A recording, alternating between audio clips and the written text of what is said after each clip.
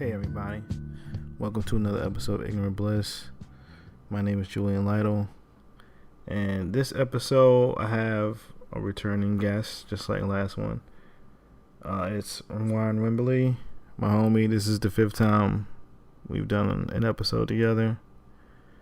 A few weeks ago, he posted a post on Tumblr, basically criticizing the nature of the comic industry in terms of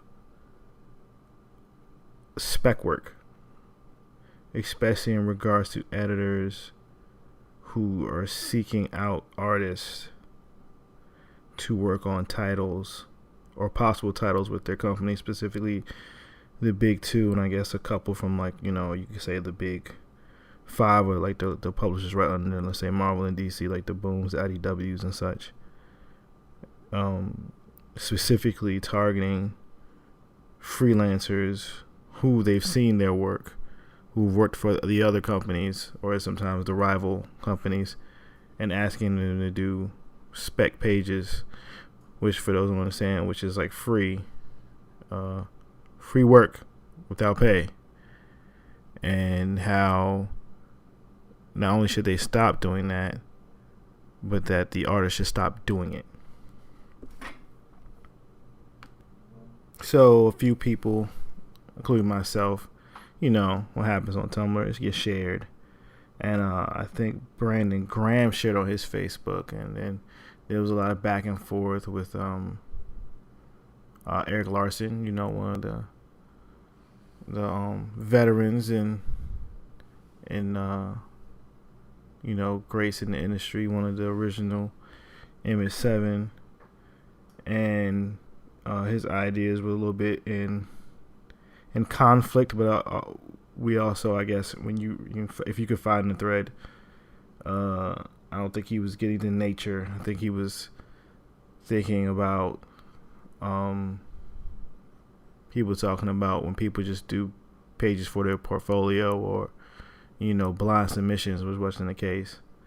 But me and Ron basically talk a lot about that, our thoughts on that, some in regards to identity in comics, identity in general.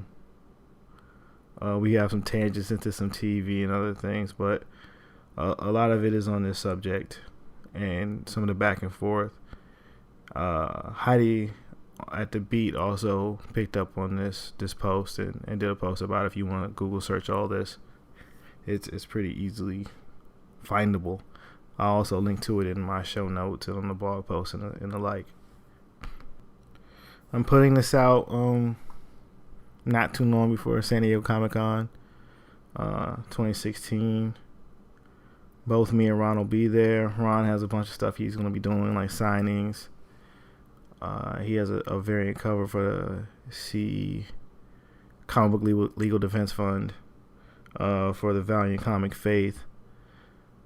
He's also has a different panels. He has a spotlight panel modeled by David Brothers. There's that Black Comics panel put on with Magnetic Press. He'll be on. I should be walking around, maybe recording a few of those panels. So you never know, you might get some unlikely updates in the next month or so. And also, right now, I think the Prince of Cats, the reprint hardcover from Image, should be a preview. So you should probably go talk to your comic book shop and talk about pre-ordering that.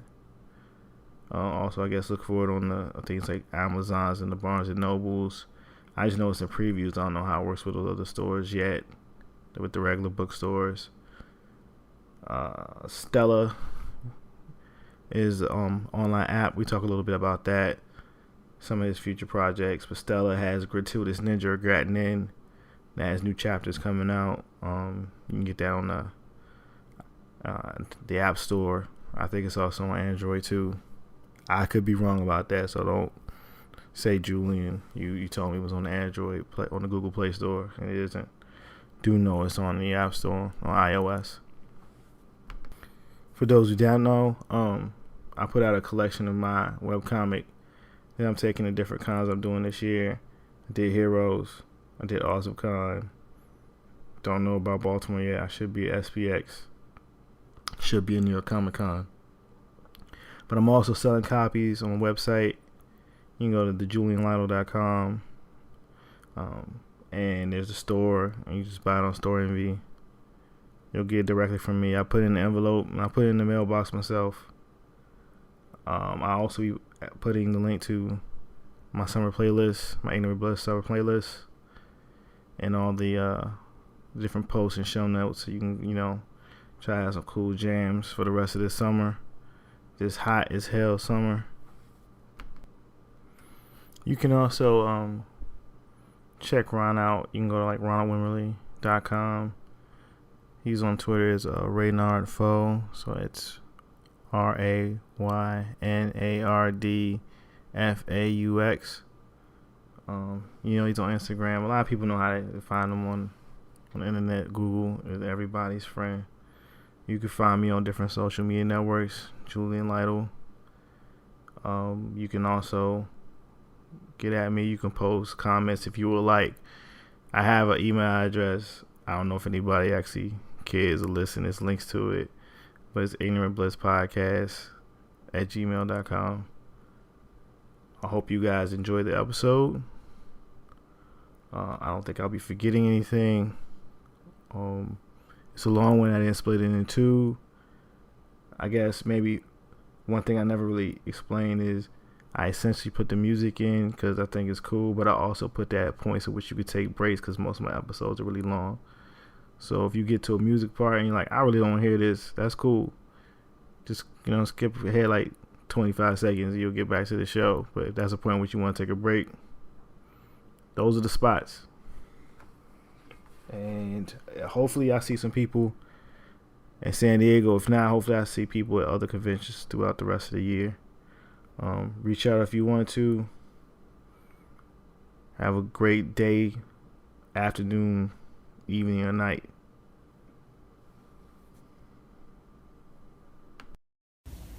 P.S. There are some audio issues that parts of the episode. Instead of cutting it out because it would have made it for a really disjumbled end, I decided to leave it in. So bear with that, please.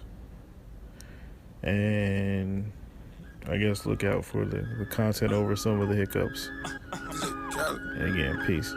We the best music. Oh, this what we doing here? Another one. I might have to put on my jury for this one.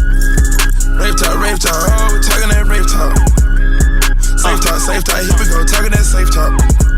Major key alert. Oh, we good now. Major bag alert. DJ Khaled. I got the keys. I got the keys.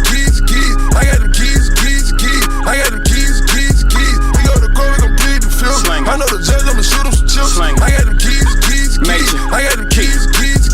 Niggas always asking me the key. Till you own your own, you can't be free. Till you own your own, you can't be me. How we still slaves in 2016. Keep the light, keep it bag coming. Every night another bag coming. I ain't been asleep since 96. I ain't seen the back of my eyelids. I've been speeding through life with no safety belt. 101 with the corner with no safety help. I put fun like Josh Norman. I ain't normal, nigga. Just a project nigga. I think I solved it for right now. This is weird. But yeah, man. Yo, can we... We're just real quick. Can we talk about? I watched the other night, last night actually, while I was working. What's the last Harmony Korine movie? Spring. Yeah, Spring Breakers, man. That's my shit. Oh man, I'm so on the other side of that. I'm like, that shit is like, yo, that shit is Kill Bill for hipsters. It's like, what the fuck, dude? Dog, I think that joint is like Kids 2012. I mean, Kids it does the same things, but like Kids was hyper realistic though, man. Like, it was, I don't know. Maybe that shit is realistic. I just can't imagine, like, a couple white girls in bikinis, like, rolling up on somebody trap house or some shit. Like, come on, B. Like, it's just, I don't know. Yo, it's really crazy. Like, to me, it's dude, I treat that joint like people treat anime.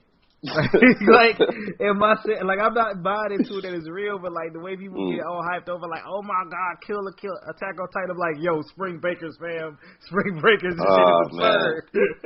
You lost me. But you know what, man? Like, it happens. You can't agree on everything. Like, this shit is absurd. Oh, it certainly is absurd. It certainly is absurd. And I mean, I love to see, there are aspects of it that are very interesting, and there are other aspects of it that I'm just like, this is a fantasy, and I'm not really into the type of fantasy that it is, you know what I mean? But, like, different strokes, different folks. I'm just watching it, I'm definitely thinking about, like, this reminds me of Kill Bill in so many ways, you know what I mean? Except, I don't know if maybe I don't get the references that are in it, but, like, yeah, in terms of the narrative and the fantasy fulfillment, I'm like, it's appropriating a lot, and it's it is a white person's view of, like, real, like, Texas, Memphis, Atlanta rap music. Like, that's all I see it is. It's like a mixtape with starring like Disney Channel, right? Like stars and like James Franco. Man, like, can we talk about just like it was they're totally trading on the commodity of like these young women and like their first sort of, I'm guessing, adult roles. Like, it was. Oh yes. You know what I mean? Yes. And like that to me is kind of like, I don't know, that ritual, that tradition, and that fantasy to me is fucking gross.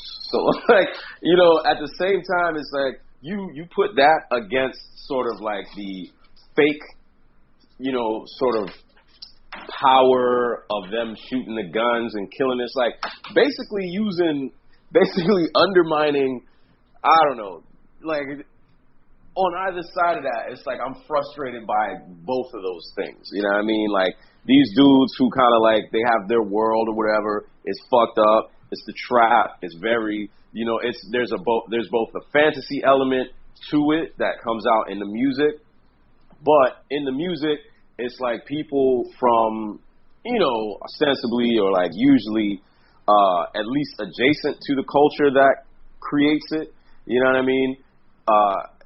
Telling stories about that world that they are either from or are like, somehow directly influenced by, like not just as a commodity that they buy and they listen to, right? You got that, and then you got that completely sort of like cartoonishly, made into like goons, like villains to be easily vanquished, you know what I mean? And then you got like, all right, so these women who like don't really necessarily, like they're coming out or whatever, they're young women, they don't really, they're not even like the bride in Kill Bill in the sense that like they're essentially dolls, you know what I mean, to be kind of like manipulated within this narrative fantasy with like the symbolic power of the gun actually not really the one scene where the dude is filleting the pistol was crazy though. That shit was nuts though. Shit was kind of nuts. Like if there was more shit like that in it, like I'd be like, okay, now this is, because just the spectacle of that was like, yo, okay, you flip some shit, but then he just completely undermines that with a lot of other shit in the film. Just like, I don't know. Like I can't even retort or counter anything you're saying, man. But dude, I love that shit, man. I love that shit like I love fucking Designer's Panda song. Like it's not good, but that shit sound dope. Like Spring Breakers ain't good, but I love looking at it. I don't know. Man. I mean, I'll give you that, man. It's not, like they definitely, created a spectacle. You know what I mean? So I ain't mad at that at all. You know what I mean? Like he did his job. I mean, he always does his job in that regard. You know what I mean? He definitely creates a feast, a befuddling feast for your eyes. You know what I mean? He always come on that tip. You know what I mean? Like, I've watched that shit on mute so many times because you really don't need to like know like what's going on or what anybody's saying. Like, yo, it's whatever, yo. Like, oh man. Word. I love that shit. It's not even good. Yeah, nah. I mean, but like, I'm not even gonna say. I definitely see the work people put into it. I just wish they had gotten fucking Jody High Roller to just play that character instead of like basing it so much on him. You know, your boy, what's his face? My man, you know, Franco. I know, man. That's what my man. Yeah. That's what they said. Like, I know, like, Riff Raff was like, why didn't you just, like, I could have just did it. Just holler. I was probably in the city. I was probably there. You know what I mean? By the way, his new freaking album cover is amazing. Yeah. Iceberg slip. I fucks with that nigga. I mean, you know what? Like, me listening to his music kind of like what you're describing about the film, like how you enjoy that film. Exactly, right? You know, yeah. But it is my clever. Jones, man. Come on, like, you can't take it seriously. Nah. Yo, it's so bad for you. It's like straight cotton candy dipped in caramel or some shit. Yeah. Oh, which must be one of his rhymes, though. You know what I mean? Like, it must be. That sound like a bar, right? Sound like a Jody High Roller bar. So, man, yo, real talk. You just wrote that Tumblr post on a whim. Yeah, man. Nah, I mean, on Saturday. Just like, I needed to release my own grief about what the homie went through. You know what I mean? Like, I was like, man, for real, like, let's try to, you know what I mean? Anybody who's reading my little blog or whatever, let's try to get on the same page with this shit, because this shit is whack. You know, like, this shit is not business in any way, shape, or form. It's crazy because I don't even know if everybody actually reads it. I think they see, like, the headline from the people posting on Facebook. And real talk, I think I was reading something, I think a week and a half ago, where it's like most people statistically never click on a link that's shared on Facebook, but they still comment on it. Yeah. It'd be sometimes where I like just want to post some shit for the headline. That's definitely a phenomenon. It's not like it doesn't happen, but it's like, yo, sometimes I just want to post it so I can read it later. You know what I mean? But it's like, you gotta read to the end. Sometimes I'll just, you know, like, oh, I want to read this later, you know what I mean? And like, I'll like it and I'll leave a tab open because I caught myself. I done posted some shit. Then you get to the end of the article and you're like, oh, that's actually the opposite of how I feel about these things. You know what I mean? Like, in closing, we should reinstitute slavery. It was like, yo, the name of this, you know. Yeah, I would have never guessed that's where you were going from the title of that. You know what I mean? Like, or some Hotep article, turn out mad Hotep. You know what I mean? Like, you know what I mean? You agree with the general statement, but then like halfway through, they're like, yes, but our black queens must, you know, like sacrifice submit. They must submit, stop having periods, and only bathe us. Y'all niggas need to get the fuck up out of here with that shit. Yo, the whole chaps, you know, bro taps. That's what I call them. Oh man, but anyway, man. It's just that, like, you said something that made perfect sense. Massive, like, corporate comics shouldn't be soliciting samples from artists they reach out to for free. Nah. Like, it doesn't make sense. It doesn't make sense going what you wrote that set you off. If this artist worked for the competition, that means there's a proven quantity. This person can draw superhero comics. Because your competitor who outsells you 2 to 3 to 1, then shown that they believe this person can draw a superhero comic, and that your superhero comics aren't that different. So why are you making them do sample pages? You know what the samples are. It's sold. It's like somebody asking like Rihanna, like, I don't know if you can sing this song. Right. So could you sing like the song for me? Right. Can you do like a reference track? Right. Bitch, what? Yeah. I don't even care if it's a reference track for like Good Ship Lollipop. You know how Rihanna sing, right? And like you know her range, and if you believe her as a professional, you think you can work with her. Don't hire her if you don't want her to do what she does. You know what I mean? Like that's another thing I don't understand. Why are you going to solicit? Like, so let's say that it is kind of like somebody who has drawn Archie, and you want to see if they can draw Batman. Isn't the reason why you hired them or like solicited their work or are interested in them is because of the work they've demonstrated? And I know people are saying like, well, Eric Larson is saying that like, well, so if you're unable to, like when do these people get to demonstrate their work? Now, like, I don't know how it was, back when niggas had dial-up and shit, but nowadays, most artists who are real about what they're doing, they have a fucking, you can't call it a paper trail, but they have like a digital trail of their entire development as an artist online. You know what I mean? Like, you can see everything that they've done. They've demonstrated it, whether they work professionally or not. So, like, ruling out that would never preclude the visibility of, like, upcoming talent, for one. So you can see it, whether or not they've had a professional, record of creating work, or even just, like, a hobby. You know what I mean? Like I said, there are motherfuckers who have demo pages, pencils, inks over other people's pencils, all online, man.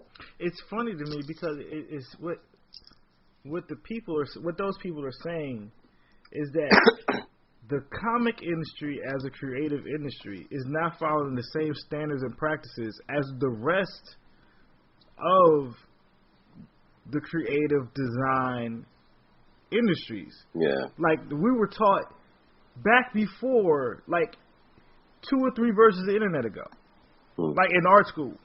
And I was taught, it is pushed out over the internet, and that's what you do. You put a site up.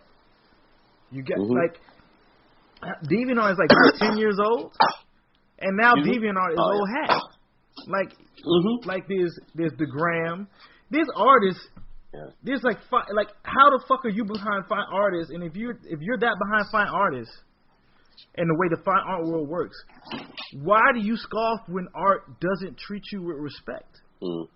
If you don't follow the standards or practices of how business is done in art. Like, if a designer get a job, they have to put a link to their portfolio. Yeah. They know that when the people bring them in, they know what they're going to get.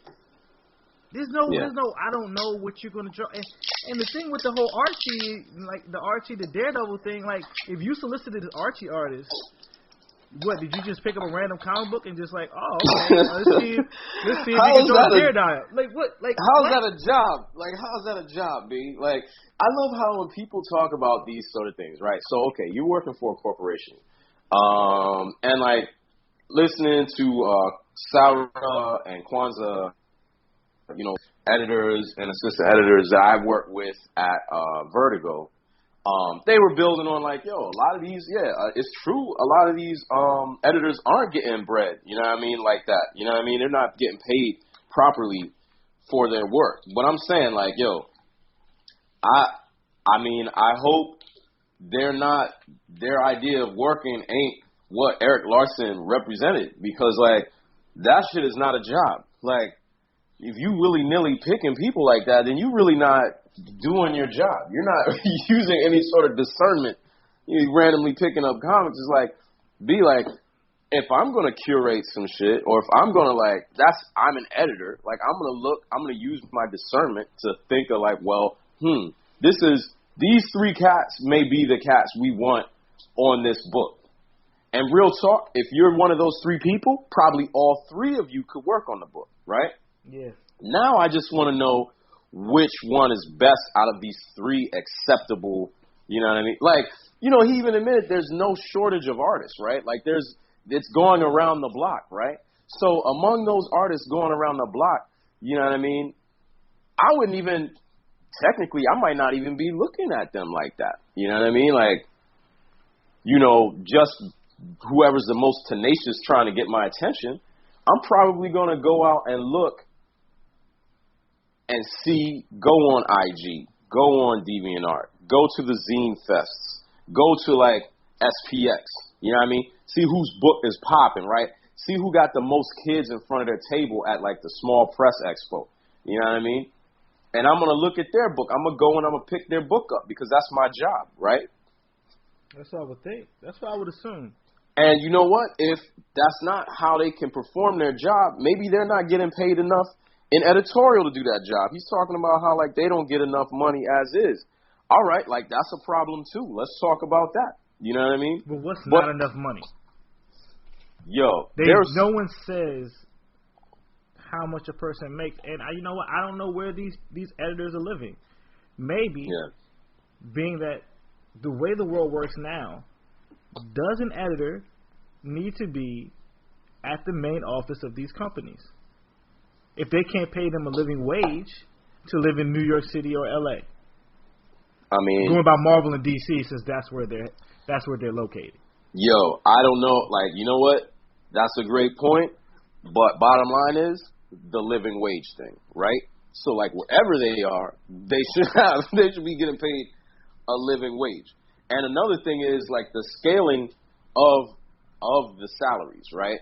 Like one of the things that Eric did mention was that the salaries for some of the higher ups, he said, quote unquote, is, I don't know if he said a decent living, right? Okay, so I don't know what that is a euphemism for, right? But I'm assuming it's how I would say mad decent. You know what I mean? Yes. You know what I mean? So if he's getting mad decent money, enough to floss and I say he, and I'm like, yo, I don't even know if I need to correct myself. But like, let's say if they're making mad money like that, right? And, you know, enough to be that out of touch with what regular people consider, you know, acceptable business practices, maybe they need to take a little bit of a wage cut. Because I know this much, B, like, I struggle to pay the people I work with, right? But I still do it. Yeah, man. And I'm an independent contractor. And like, yo, and I'm paying their taxes because they don't even give me like a, you know, whatchamacallit. You know what I mean? So like, how much more can you just write off, like, throw them a little bit of cash, B? Just a little bit. Yeah, it's interesting. Like, I wonder how much. I wonder what are they expecting? Like the thing of it now is like they're paying them nothing. It's not even like folks like you, Ulysses got into this. Like I've been back and forth on different threads. Like Richie popped up on certain things. Chris Kendrick. There's other things and many others. But like right now it's nothing. It's not like we're saying like, yo, you ain't paying them enough. Like it's not even like they're like, all right, for these samples we gonna pay you like $75. They're paying them nothing. They're paying people zero. Yeah. So it's not even like they're paying them like super cheap. Like this is under minimum wage. Right now it's paying them zero. You're supposed to front Marvel, and you know what? They can get to like the comic company only get X amount of dollars. Then you know what? Maybe those higher ups need to make a really good fucking PowerPoint to the people that are their bosses and ask for X amount more dollars for their budget. That happens everywhere else. Yep. But I think, you know, like, I think Kwanzaa was saying, like, piggybacking off of what Sarah Lit was saying, like, and it's totally true, is this culture of, and maybe this is a overly simple way of looking at it, this culture of, well, you should feel honored, you should feel lucky that you even have a job here. You feel me? So don't even like ask any questions, because like you could, it's what Eric said is like, oh, well, don't do it. There's a line around the block, which is like, oh, okay. That's like a thinly veiled threat that they use all the time, right? Like, well, you can take it or leave it. Well, and that kind of, that relies on the fact that relies on scabs, right? Yep. That's some shit where it's like, okay, so I know because of how this whole power structure works, I know I can always get someone to come in here and do this for me, right? And I'm like, yo, all right, bet. I'm going to do my best to make it so that anyone that you would want who is good enough to do your job won't break the line. You know what I mean? And that's our responsibility.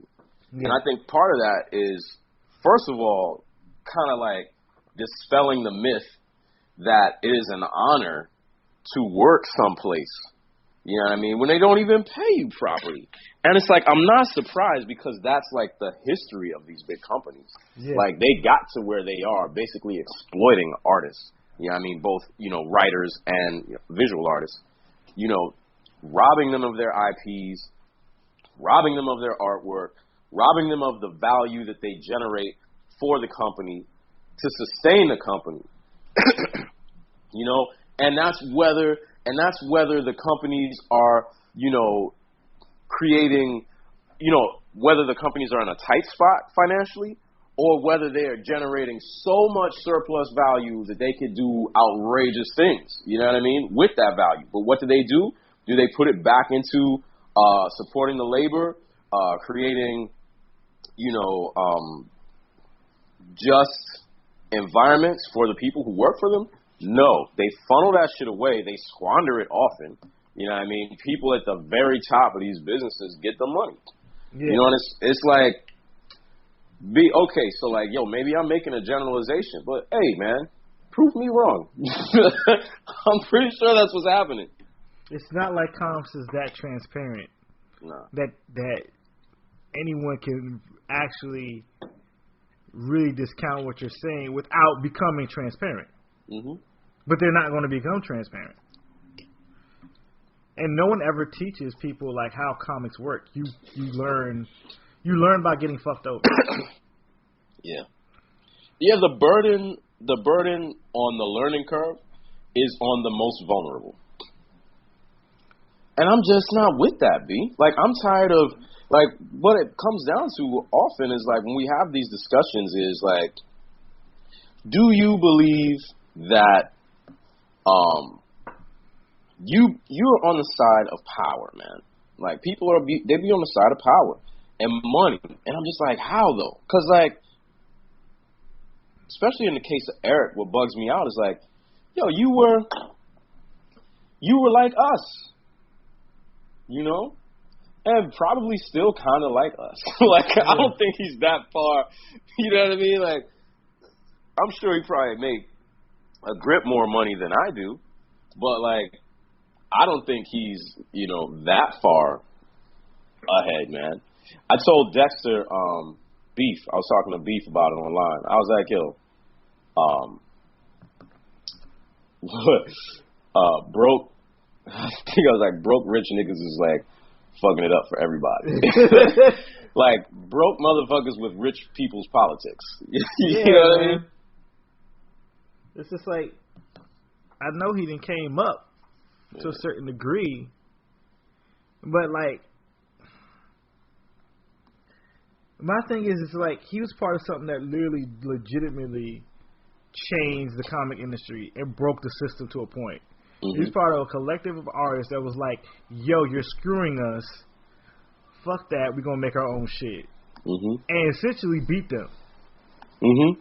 So how can you be on some shit like 20 some odd years later and say like, yo, the system as it is, or has it always been, works, when no, it doesn't. It never really worked. And it's even worse now. Mm-hmm. Because we can just go into like how, in the ways people get connected to get the jobs. You're going by this thing that's all egalitarian, and it's like, oh, I show you a portfolio, I draw a comic. No, what if you don't go? What if you don't go drinking after the convention? Right. What if you don't go to the convention? Right. You can only submit by going to conventions. Yeah. Or you got to put out your own book. Yeah. And then, if you put out your own book, what's easier for you to do? Be an artist or be a writer? Because writers don't have to do as much work as artists do. Yeah, but at the same time, the burden of demonstrating your writing is crazy. Like, no, I'm not saying it's easier. I think it's different. Labor-wise, just like how long it takes. Like, so in order for me to prove, because like I do both, right? Now, I could have woken up this morning, banged out a good example of my ability to write, like quickly, right? I could have done it on the subway ride to someplace, right? To be honest, you know what I mean? Yeah, I want to depend if it's one of those hour-long rides. Yeah, you can see how I use ideas, and you can see I have a somewhat mastery of language. Now, if I want to draw that same script that I came up with, like maybe in the morning, I'm going to spend the rest of the day or maybe like a few days, breaking it down, penciling, inking it, right? So, absolutely, I agree with you 100% in that sense. Yeah, just to elaborate, not to cut you off. Yeah, I just wasn't trying. I think sometimes when, I'm not trying to say writing is easier, because it's not. Because I don't think I'm a good writer. I think it's hard as hell. That being said, typing in Word or Final Draft or Pages or Google Docs or whatever you're doing is essentially, in terms of time of work, less than you sitting down and drawing, sketching out characters, then breaking down the page, then drawing said page, then let's say you ink the page. Let's say you were going for the full shot of I'm going to full art. Oh, let's say if you want to even go for coloring, that means you got to color it. That's an immense amount of work. Yeah. And to do for free is crazy. Yeah. After you done already reached out for this person. You done reached out, yo, I kind of want you to be on this book. This is what, this is what, on that joint, I said just so many times, I was like, at a certain point, it's you just don't want to really read or understand what I'm saying. You know what I mean? You just don't want to. And that's frustrating, man, because, I don't even want to fight. I don't want to shame people. You know what I mean? That's not what I'm here for. I actually,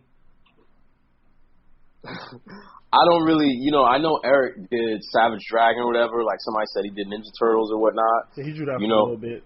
Yeah, I mean, he's my elder. You know what I mean? He's older in the game.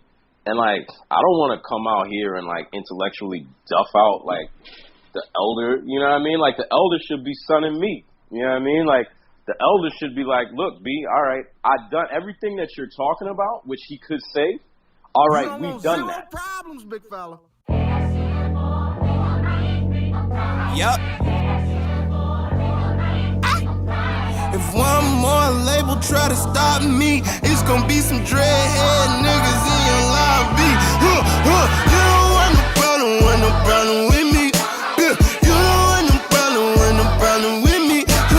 Just another day at the pick up on the mail. They gon' channel riding through the streets, they be like they go. You don't want no problem with me. You don't want no problem with me. Just another day at the pick up on the mail. They gon' channel riding through the streets, they be like they go. Ooh, watch me thumbing, put the hinges in their hand. Counting bitches while we meet and make them shake my other hand. Millie rockin', scooping all the blessings on my lap. Bitch, I know you tried to cheat, you should've never took a nap. Fuck wrong with you, what you were thinking? Fuck you thought it was. You taught that make a lame ass nigga fall in love. Not me though, bitch, you could keep those. Bro, I'm at your head like Craig did Debo. Don't tweak, bro. Here's how we did it. Here's how we changed the game for us, right? Here's how we changed the way profits and value, which were getting funneled from us, came to us, right? That's what I kind of would have wanted to hear from someone like Eric. You know what I mean? Yeah. Something supportive. Yo, B, I see you struggling, right? And, yo, that is fucked up. Like, fuck around. Yo, hey, you know what? I never even thought about it like that, man. But you're right, and here's how you can change that, because we changed it. Yeah. Right? But nah, B, like, really, really kind of upsetting of all people, you know what I mean, to get that. Just, from him. It's like, it did become very dismissive. Yeah, like, somebody said bootstrap shit. Yeah. Like, yeah, it's like, pull your boot, like. Bootstrappy. like, what is that? Like, things are it's already gone to the point where, like, the rate in which people are paid when you account for inflation hasn't changed in like 30 years or so. Mm. It hasn't kept up with everything else. So on top of that, people are expected to work free after being solicited to work on this book. Yeah. It's just that doesn't. It's like. It's like if I could play basketball, and the Washington Bullets come up to me, sign other people listening. Yes, I just called the Washington basketball team by its original name and not that white name they got. And they were like, "Yo, man, I see you out there. You done played over in Europe. You done dropped like, you know what I'm saying, triple doubles every night. Mm. You know, you made it to the playoffs. You was like the MVP of the league or whatever. But you want to play for us, man, you need to go ahead and play like 10 games beginning of the season so we can see how you do. Free. And you got to bring your own shoes. Oh, right. Yeah, you need to go ahead and get a jersey. Just go ahead and buy one and, like, get new number sewed on and get a name sewed on it and it's straight. Like, you can play. You can play then if it's good. You like to play, though, right? Because you just like to play anyway. You love basketball. I saw you playing in the park before, you know what I mean, with your homies. So, like, it's the same thing, essentially. You know? Like, yeah, like, I mean, you know, hey, I know that the whatever, let's say whatever Spanish professional team, I know they was paying you, like, $500,000 a year. It's all good. Right. $500,000 euro. It's all good. You know what I'm saying? Like, yeah. And also got you a house there and all that other shit. You know what I'm saying? Like, you know, I know you can play. You know what I'm saying? Like, yeah, I saw you at the summer league. I saw you on the dunk contest. Yeah, but it don't really matter because. Yo, it's the NBA, fam. Yeah. Ain't you glad to be here? Nah, B, the reason why I'm glad to be here is because of the fucking exchange value of my labor in this particular, you know, forum. You feel me? So, like, the reason why I'm excited to work at DC or Marvel is, you know, sure, okay, there is some exchange value in, like, the work that I'm doing will be seen by many, many, many people, right? But at the same time, you're getting value on that too because, like, I've gotten to the level where I'm so dope that, like, you get value from exploiting what I can bring to the table, right? And part of that is, yo, pay me well for what I can do. Like, if I was doing it just for the love, like, why would it be Marvel and DC? Like, I would try to create my own IP, right? Like, I would try to get in a place where I'm getting, you know what I mean? I'm getting return on the actual intellectual component of the work, you know what I mean? Which I guess, you know, arguably you get royalties, right? So, sure, at those companies, but not off of a test fucking page. No. You know what I mean? Like, it still takes me however many hours to make that page. So, like, if you ask for it, you should pay for it. You know what I mean? Like, now, if I want to work on Spider-Man, like, for whatever fucking reason, and I'm not thirsty to work on it, and I want to make, like, some pages for you and send them to you, then, like, yo, all right, well, you shouldn't have to pay for those, you know what I mean? Like, you didn't ask for them, right? Yeah. So, like, of course not. Nobody suggested that, even despite, you know, people have a hard time understanding exactly what I meant. Whatever. Yeah, because, again, I don't think people read it. Yeah. It's weird. It's weird how at least some people make comments and they won't tag nobody. It's that whole thing that Ulysses got over. It's like, if you want to comment on this, but you can't tag nobody on Facebook, Yo, that was so crazy because, like, I just got, oh, man. And it's like, here's the thing. From my position, like, I feel kind of like, I'm not going to put somebody on blast because, like, especially, like, particularly speaking about right now, because I think the reason why they didn't tag me was because, like, they weren't trying to come at me directly, and they didn't want that attention. So I'm not going to put that on them because, like, yo, they're a colleague, and, like, yo, I think that cat means well most of the time. It's just he fires off his mouth half the time before he thinks about what he's saying, right? And what it means. You know what I mean? Like, he's a puppy, man. You know what I mean? So it's like, I can't, you know, I'm not going to throw hands at him like that, man, because it's like, come on. You know, like, he's, you know, should I put the gloves on backwards? You know what I mean? Like, you can't, I ain't gonna lie. Every time when I saw that thing, I just thought of that time when Tupac was on Yo MTV Raps with John Singleton talking about how he whooped one of the Hughes brothers' asses for because he was talking shit. Yeah. he was talking slick in a punk ass way. Yeah. So I beat his behind. Yeah. Shit. Yo, that is both fucked up and, like, really fucking ironic. Cause, like, real talk, that shit. You also don't try to do the same shit to a fucking capo. Yeah. Anyway, rest in peace, like, man. Sad. It's just funny because it's like if you're exchanging, to me, I guess if you're exchanging ideas, and it's Facebook, it's not that deep. No, it's not. Like, you could just tag somebody. I'm like, at least have, to me, you don't have to be a thug or a gangster. Just have the balls of the pundits on TV on Sunday morning. That's it. But another thing is, like, yo, we're kind of, like, we're people. You know what I mean? So it's like, yo, you could just come out and talk to me about it, man. Because, like, you know, I'm not going to take, we exchanged words before online. Like, yo, I support you. Like, I want you to have, like, I want you to get good work. And, like, I want you to thrive and, you know, do well. Like, I'm a fan. You know what I mean? Like, yo, I bought your comics and shit, man. I done fan art of some of the cartoon characters. You know what I mean? So, like, and B, like, I only do fan art of Ninja Turtles. You know what I mean? Like, so, like, I feel like, of course you can talk to me, B. Like, I'm like one of your colleagues, so we can have that conversation.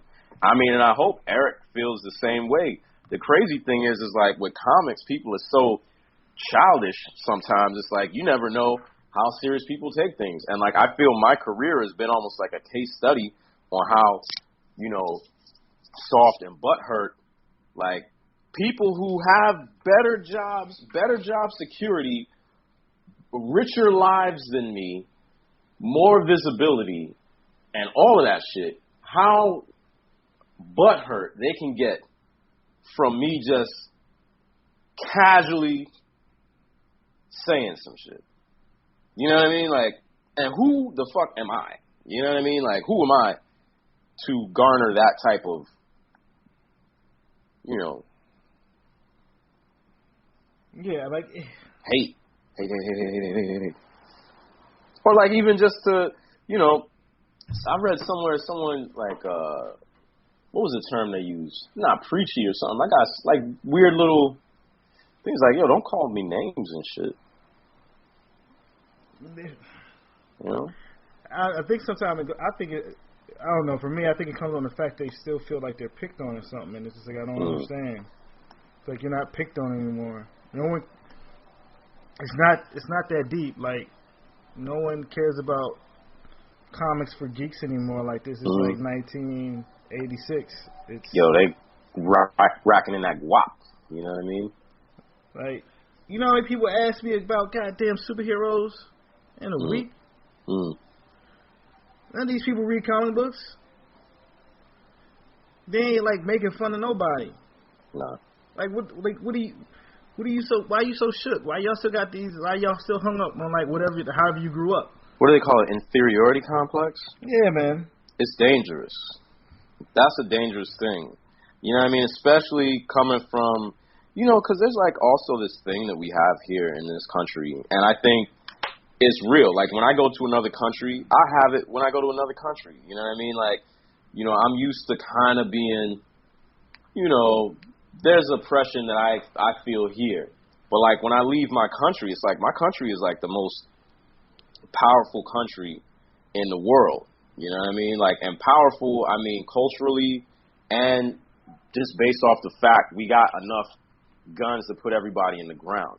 You know what I mean? Like, we don't even have the most people, but we got the most weapons and like not afraid to use them.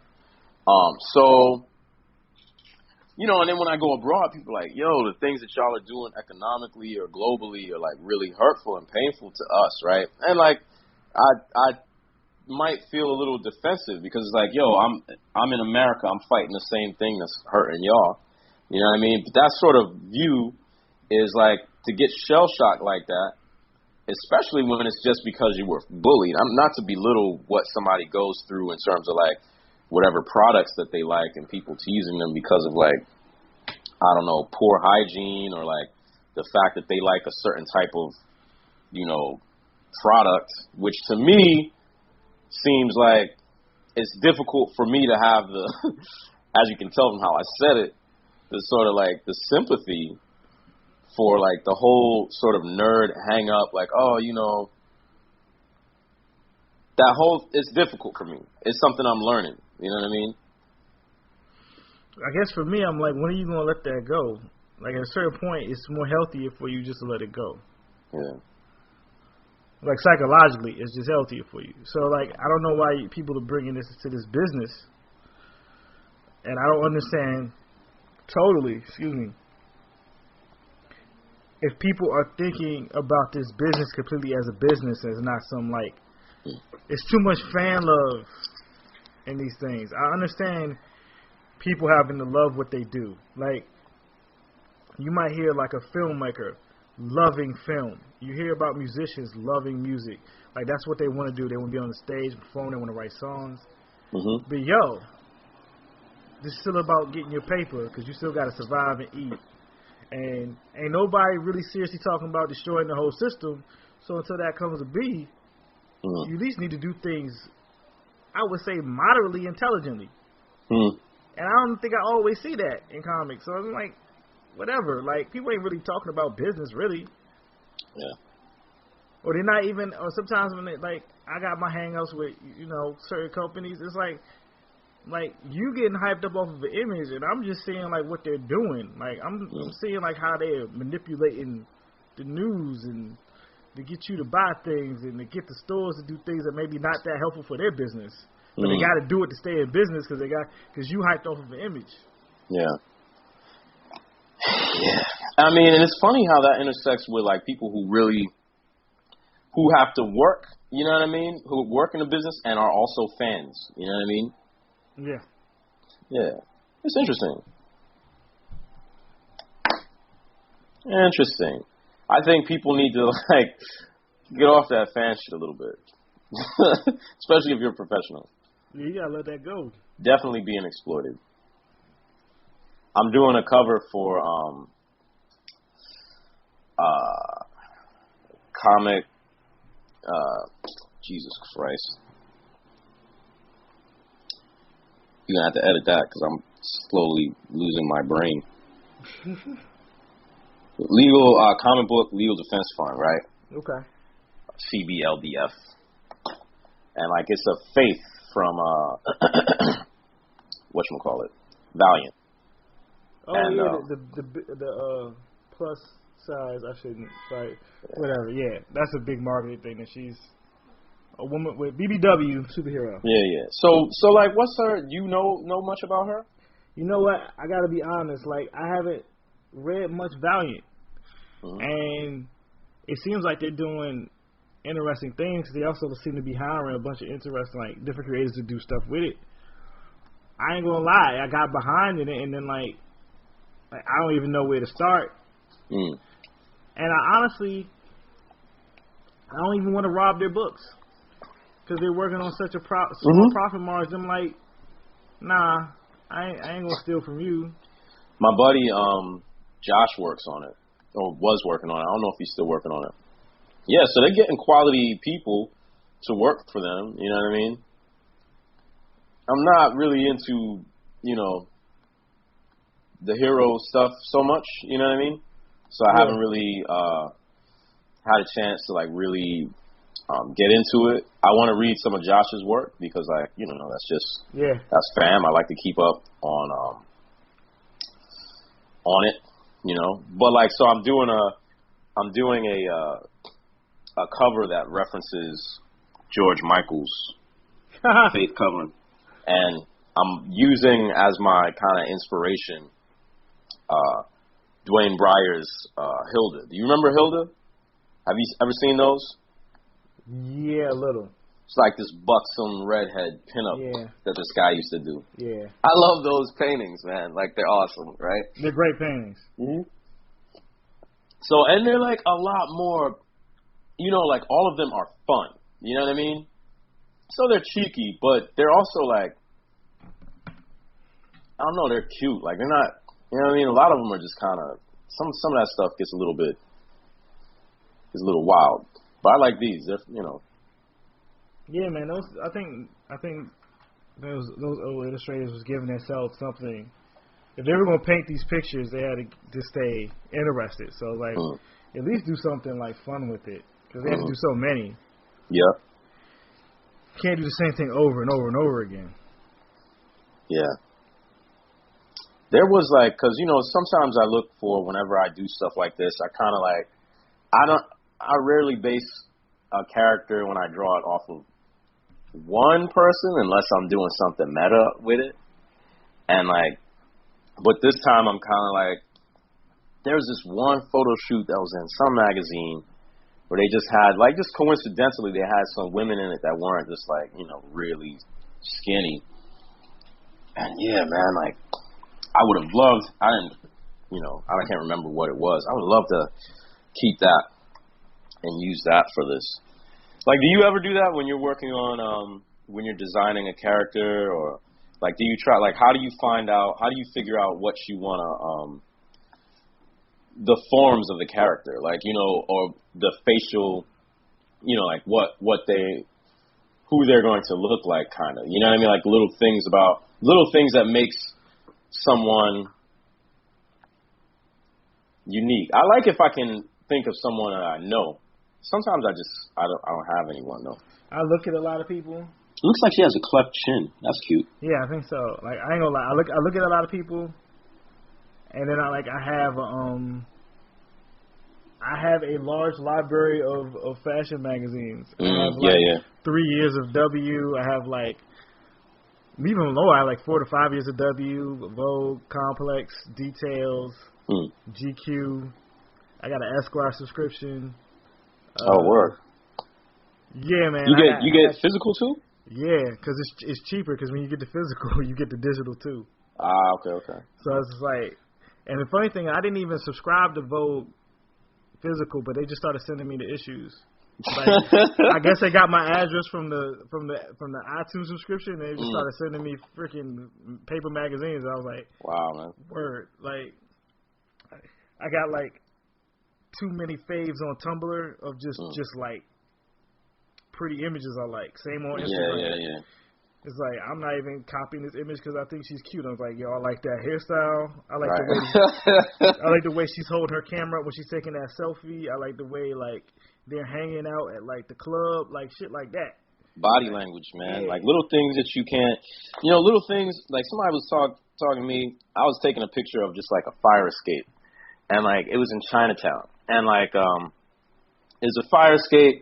And also, like, a little awning, right? And the fire escape, someone had cut a hole through the awning so that the fire escape could go through it. And, like, all these weird pipes and shit. I'm like, I'm taking a picture. They're like, yo, oh, you like that type? I'm taking pictures of things that, like, I will forget when it's time for me to draw them. Hell yeah. You know what I mean? Like, little things that, like, I would never even think about. You know what I mean? And people don't think about that. Like, you can't make this thing up all willy-nilly. Yeah. Or you can, but it's like there's something about it. When you see it, I feel like you definitely notice it. You know what I mean? Like, and sometimes I've seen shit in an illustration, and I've been like, oh, is that really how it is? And then it's like I start to notice it in real life. Yeah. I'm like, oh, yo, that dude was paying really close attention. Yeah. You know?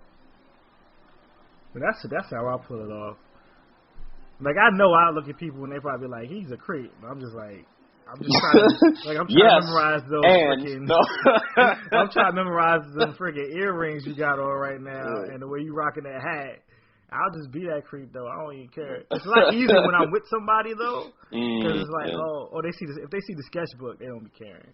Then well, they I got some some dumb questions. They're like, oh, can you draw me? Like, nah, it ain't working like that.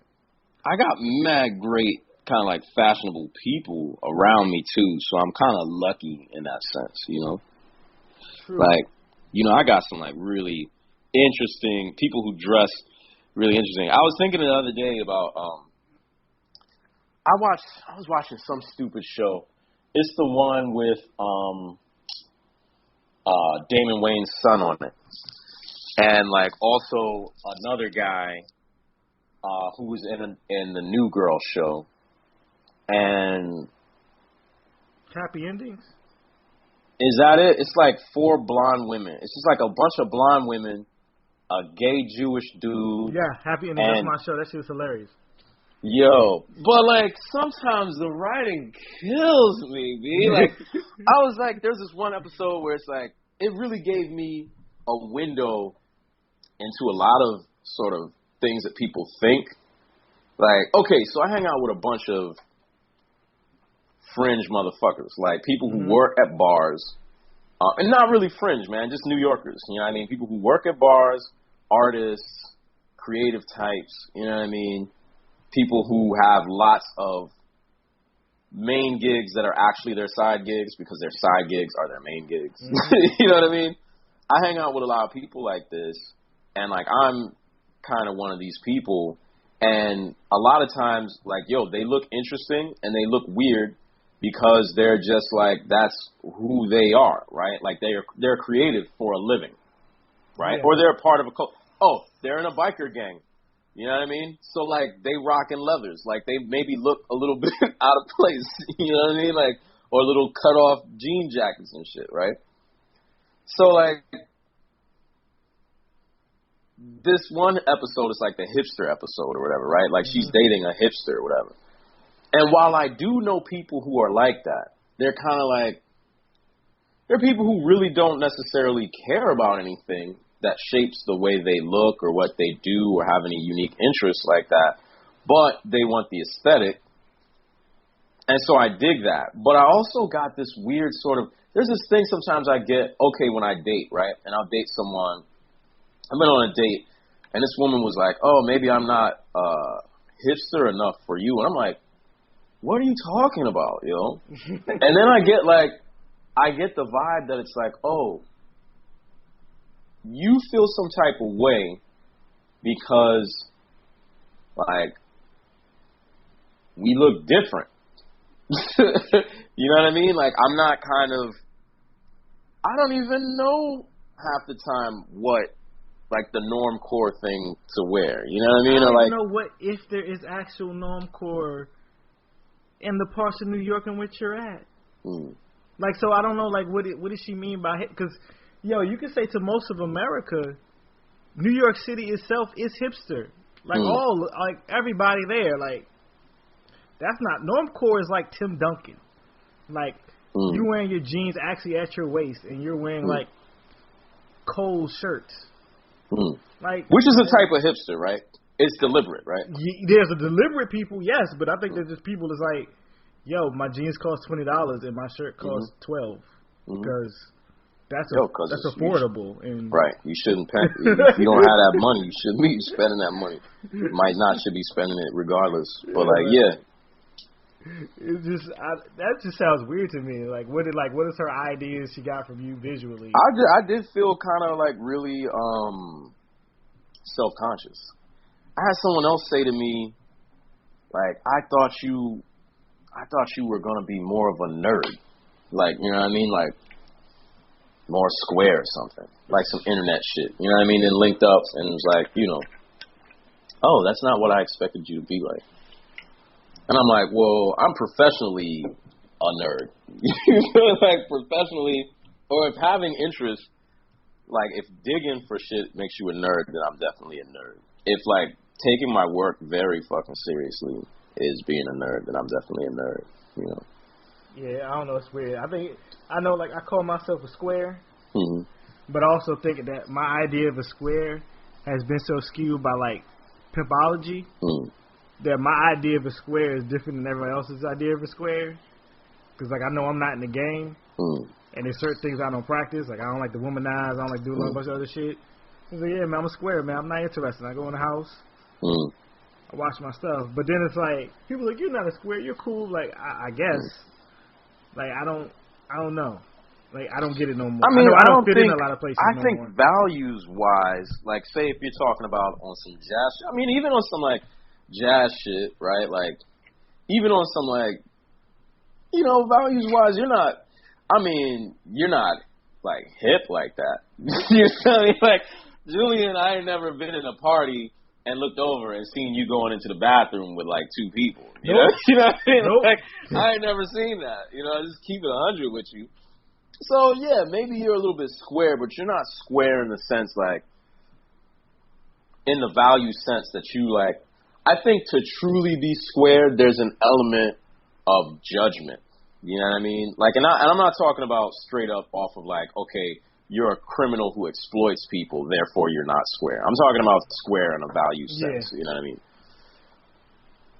You're definitely not a crook. You know what I mean? You're definitely not a hustler, which is like, I guess, the opposite of a square in the sort of, in one sense. Yeah. Me reading too much Iceberg Slim and checking up on pimp stuff all the time. But yeah. Like I'm no Too Short, you know what I'm saying? Yeah. Too Short ain't no square. Yeah. But he's not no pimp neither. So you know what I'm saying? Like, it's weird because I just know I don't fit in. Like I enjoy Heroes, but there was certain parts where it's like I ain't fit in. Like I ain't fit in with all these comic book people. I think that's okay. I think that's what makes comics really cool. You know, man, I'm so more excited about comics where I am now than I was like just 3-4 years ago.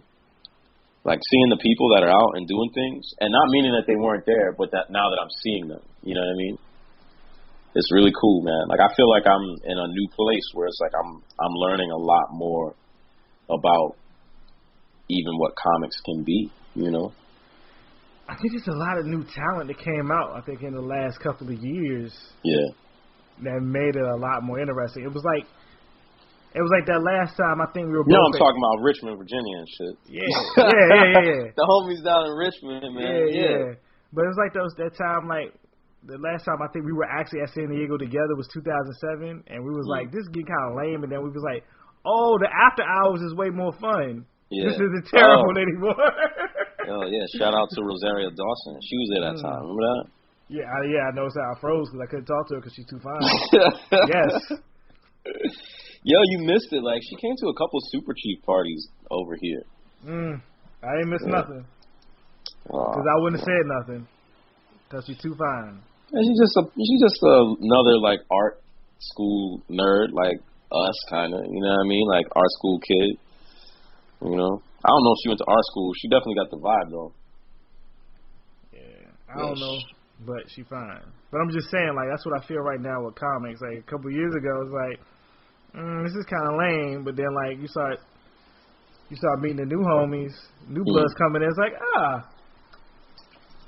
this isn't too bad. It can change. Like, it's a lot more kind of, there's a lot more different types of people of all types, you know what I mean, in the scene right now. Or at least I'm being exposed to them. I'm not going to say, like, they're here now, like,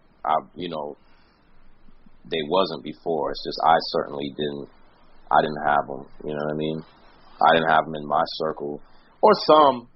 I feel like I always had them in my art circle, but not necessarily, you know, creators in the comic book industry. Josh, you know, I had Josh and Dan and, like, you know, those cats for many years, and they held me down. Yeah. But, like, for many years, they were, like, the only people that I could be like, oh, wow, you know, Casey, you know what I mean? And then I felt like some cats that's, like, I was really cool with, like, they were almost getting pushed out, you know what I mean? Like, because they were just part of this culture. They weren't really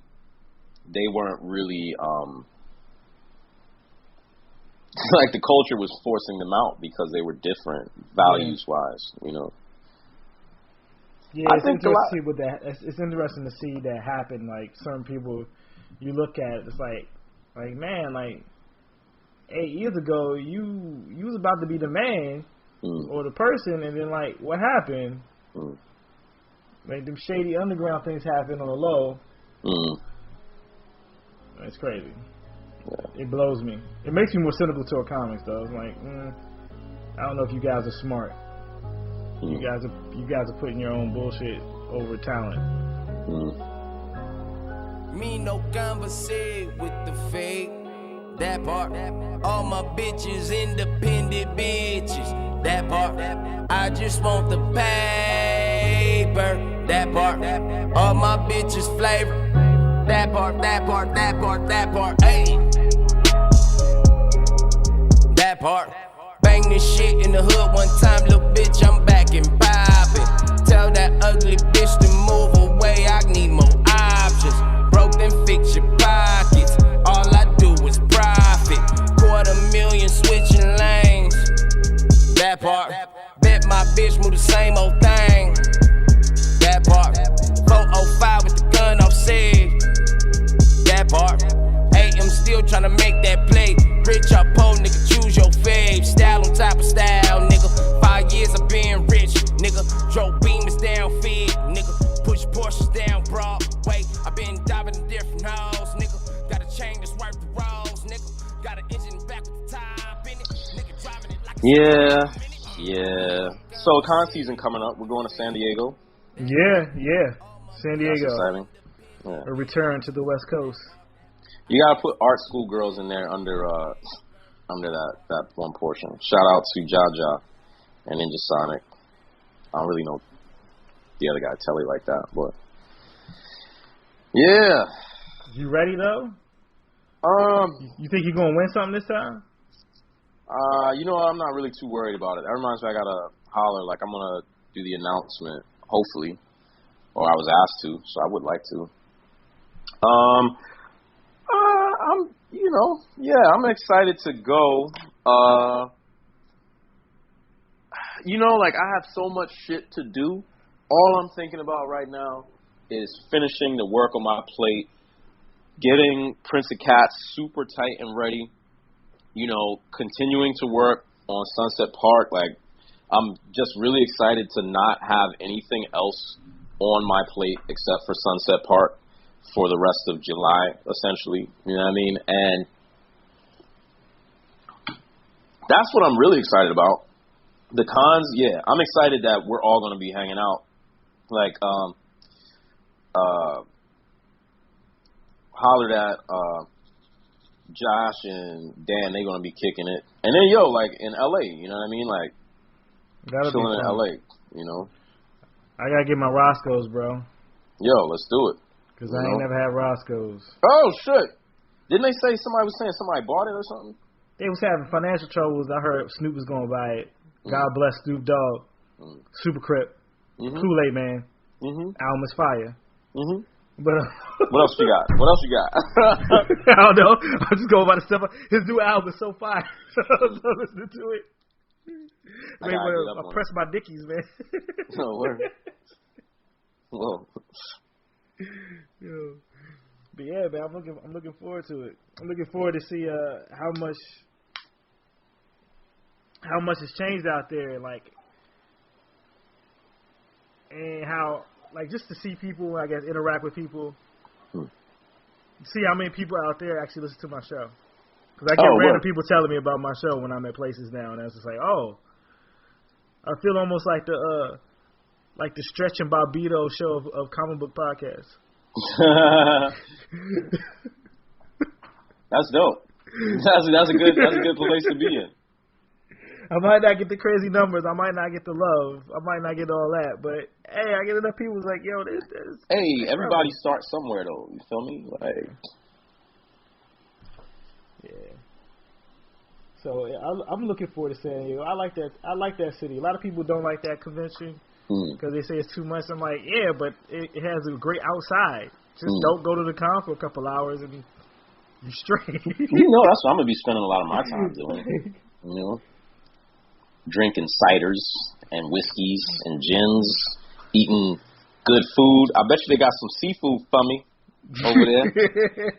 You know, I know they probably do. You know, so yeah. Oh, yo, might have to do an oyster podcast or some shit. San Diego seafood. I know Ulysses. He out there. He already like, yo, we might have to record out there. Yo, why not? Yo, we about to have a meeting, yo. Like, you know what I mean? Yeah, I know. Ulysses hit me up about the meeting. I'm like, all right, fam. Yeah, man. You know that dude, man. Like, I really need to sit down with him and talk economics because, like, I know he said something the other day. He's like, yo, I done paid my rent for the year. Like, now I'm on some other shit. I was like, no wonder they got you on that publishing tip, B. You know how to manage shit, but they ain't, but where the call's at? Where the call's at? You know what I mean? Like, you demonstrated that you could do more with less. You know what I mean? And where is the industry, you know what I mean? Like, hey, if it was a meritocracy, wouldn't we kind of be like, oh, we got someone like Ulysses. Yeah, he speaks truth to power, and that can be a little bit disconcerting to, power. Yeah. But, like, yo, he's doing more with less, man. That's good business. Like, let's holler at him. Has Ulysses done a big 2 book yet? I know he's done a cover. I don't think he's done a whole comic. I could be wrong. But I know he does. I know he's doing it. He's writing that Judge Dredd. He got other books, Amazing Force. Getting in pounds. Yeah, but they're not so strong right now. I'm saying. It was speaking like it was funny. And he's in New York. No. It was funny. I posted like how I saw one of the sketch cards I did for Aliens was being sold for like 50 pounds. I'm like, yo. What's that, $5? I was like, yo, if this was a month ago, I'd be like, man, I'm salty. I didn't get a taste of this, but right now, I'm like, oh, that's like $3 extra, eh? Right. Pound got hurt. Yeah. The top boys better get out there. They gotta earn more. I know. Yo, I'm trying to go, B. Like, I'm trying to go. Yeah, that's my goal more than like any other place. Than like, I know everybody, you gotta go to Japan. I'm like, that's good and all, but like, I grew up watching British TV. I've been trying to see London since I was like 10. Like, London was good. Their music is flames. Yeah, I'm with it. I was talking to Peter, bartender over at Brooklyn Public over here on DeKalb, and I was like, yo, I kind of want to go to Ireland, right? He's like, maybe you don't want to go now. He's Irish. Like, maybe you don't want to go right now. You know what I mean? They saying like, yo, they saying it's rough right now over there. I heard, man. Like, yeah. I waited out a little bit. Yeah. Yeah. It's wild, B. It's wild that like we lived long enough to see the world like this. You know what I mean? Like to see the world like this again. Because I remember when I was a kid, it hit me all of a sudden that at a certain point, I was like, you're reading history and shit, and you're like, wow, the world was fucked up. And then you just kind of have that epiphany as a child where you're like, oh, the world is fucked up. Right? Yeah. And, like, there's nothing really, like, if you look at history long enough, you're like, okay, well, Genghis Khan existed. Then, like, a bunch of violence happened, but maybe nothing on, like, that level happened. But then, like, not even 100 years later, some other shit happened. You know what I mean? Like, and you're looking at it, right? You're looking at, okay, well, you had World War I and World War II. It's like, oh, you had the colonial period, right? You had, like, the eradication of Native Americans and stuff, right? And at a certain point, you're like, huh, so where is it happening now, and when is it going to happen here again? You know what I mean? You get to that point, and like I'm at a point now where I'm like, so am I going to be here when it happens again? You know, like, am I watching it happen right now? Yeah. I mean, it's certainly happening in other places, right? But am I going to be here in America when it goes to shit? Right? Yeah. You know, because we're due for it. Well, you could also probably say we're always in a constant state of shit at different regions of this country. Yeah. And then sometimes, depending on where you live, you are more subject to it. Yeah. And who you are, right? Yeah, where you live and who you are. Like, I think there's a case to say that the cities in which we live in the region of the country in which we live in, maybe shelter us from some of the effects of, like, the past 10 years or so compared to, I don't even know, West Virginia or parts of Indiana or the Midwest or Southwest. Is like, oh, you best believe, man. It's just a matter of a walk or a subway ride for me to see it here. You know what I mean? Yesterday, I mean, it's the thing about New York is, like, you really just cannot ignore it. You can't drive past it. Yesterday, my homeboy Tricky, old homeboy from back, Super Chief, right? I'm walking down the street. I just come from Metrograph. Seen a little flick, right? Agnes Barda Giant, Shirley Clark in it. Walking down the street, walk past Pies and Thighs, right? That's like a chicken spot here. And then I hear my name. Chicken spot. Right? Yo, Ron. Yo, this motherfucker giving me the most crucial hug I ever got, yo. Tricky always got mad love, man. Great guy. So, you know, he's like, yo, come inside. Let me hook you out. Just put the chicken in and be ready in 15 minutes. I'm like, oh, what? All right. So, you know, chill out, rap a little bit, see what he's up to, working on an album, doing his poetry and shit. And then, you know, hooked me up with the chicken, gave me some collard greens, put the hot sauce on it and everything. I can smell it. I'm looking at it. I'm like, all right, well, let me take this back to the lair. You know what I mean? And fucking shamelessly eat this chicken. You know what I mean? And so, devour it, like destroy it, right? So then I'm on the F, right? Hop on the F. Gonna take the F to the C because the G is fucked up. And then, like, yo, a woman comes in. Oh, first the dude comes in. He's wearing, like, his pajama pants under, like, some shorts or whatever, right? And I'm like, wow, it was rough for this dude, right? As if to, like, trump that nigga, no pun intended, this woman comes in wearing a trash bag, B. What? Yo, literally wearing a trash bag. Oh, that's so and freaking older depressing. woman, right? Yo, she comes and she sits down, and everybody's like, you know, look, B, like, you think if somebody's wearing a garbage bag, they're not fully aware of, like, how bad that is and, like, how, you know, how they look and how, you know what I mean? Like, you think they're not ashamed for looking that way, for you to, like, that you would need to kind of, like, call attention to it or cover your face in full view of them, you know what I mean? Like, oh, if you stink, you know what I mean? Like, anyway, so, like, I ended up giving her my chicken, and I'm like, fuck. I'm not going to say I wanted to give my chicken away, B. Like, I wanted that chicken. I wanted that chicken bad. And, like, I asked her, it's like, yo, you eat chicken? Fully wishing she was saying no. She's a vegetarian. But we all know these vegan niggas has got the money to eat that way. Vegan motherfuckers ain't homeless, you know what I'm saying? They ain't got trash bags on purpose. Yo, you a thorough-ass vegan. You know, like, you a thorough-ass level 10 super anarcho-punk vegan foraging-ass nigga if you are both poor and vegan. You know what I mean? Like, seriously poor. You know what I mean? If you doing that, you probably already throwing bricks through the glass at Citibank. You know what I mean? You that nigga.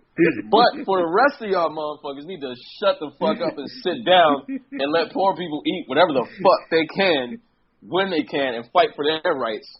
Yeah, enjoy your little, cold pressed soy, patty or whatever. Yes, but I'm with you. The way we got meat, what we're doing with meat right now is not sustainable. It's also often inhumane. You know what I mean? But there's more to that discussion. Anyway, I didn't mean to go off on that rant. Yo, meat tastes amazing. I know I'm contributing to bad things, but it's like, yo, hamburgers are amazing things, bro. I can't stop. You want a problematic reference for that? My mind's telling me no. Stacking it. How terrible can that be?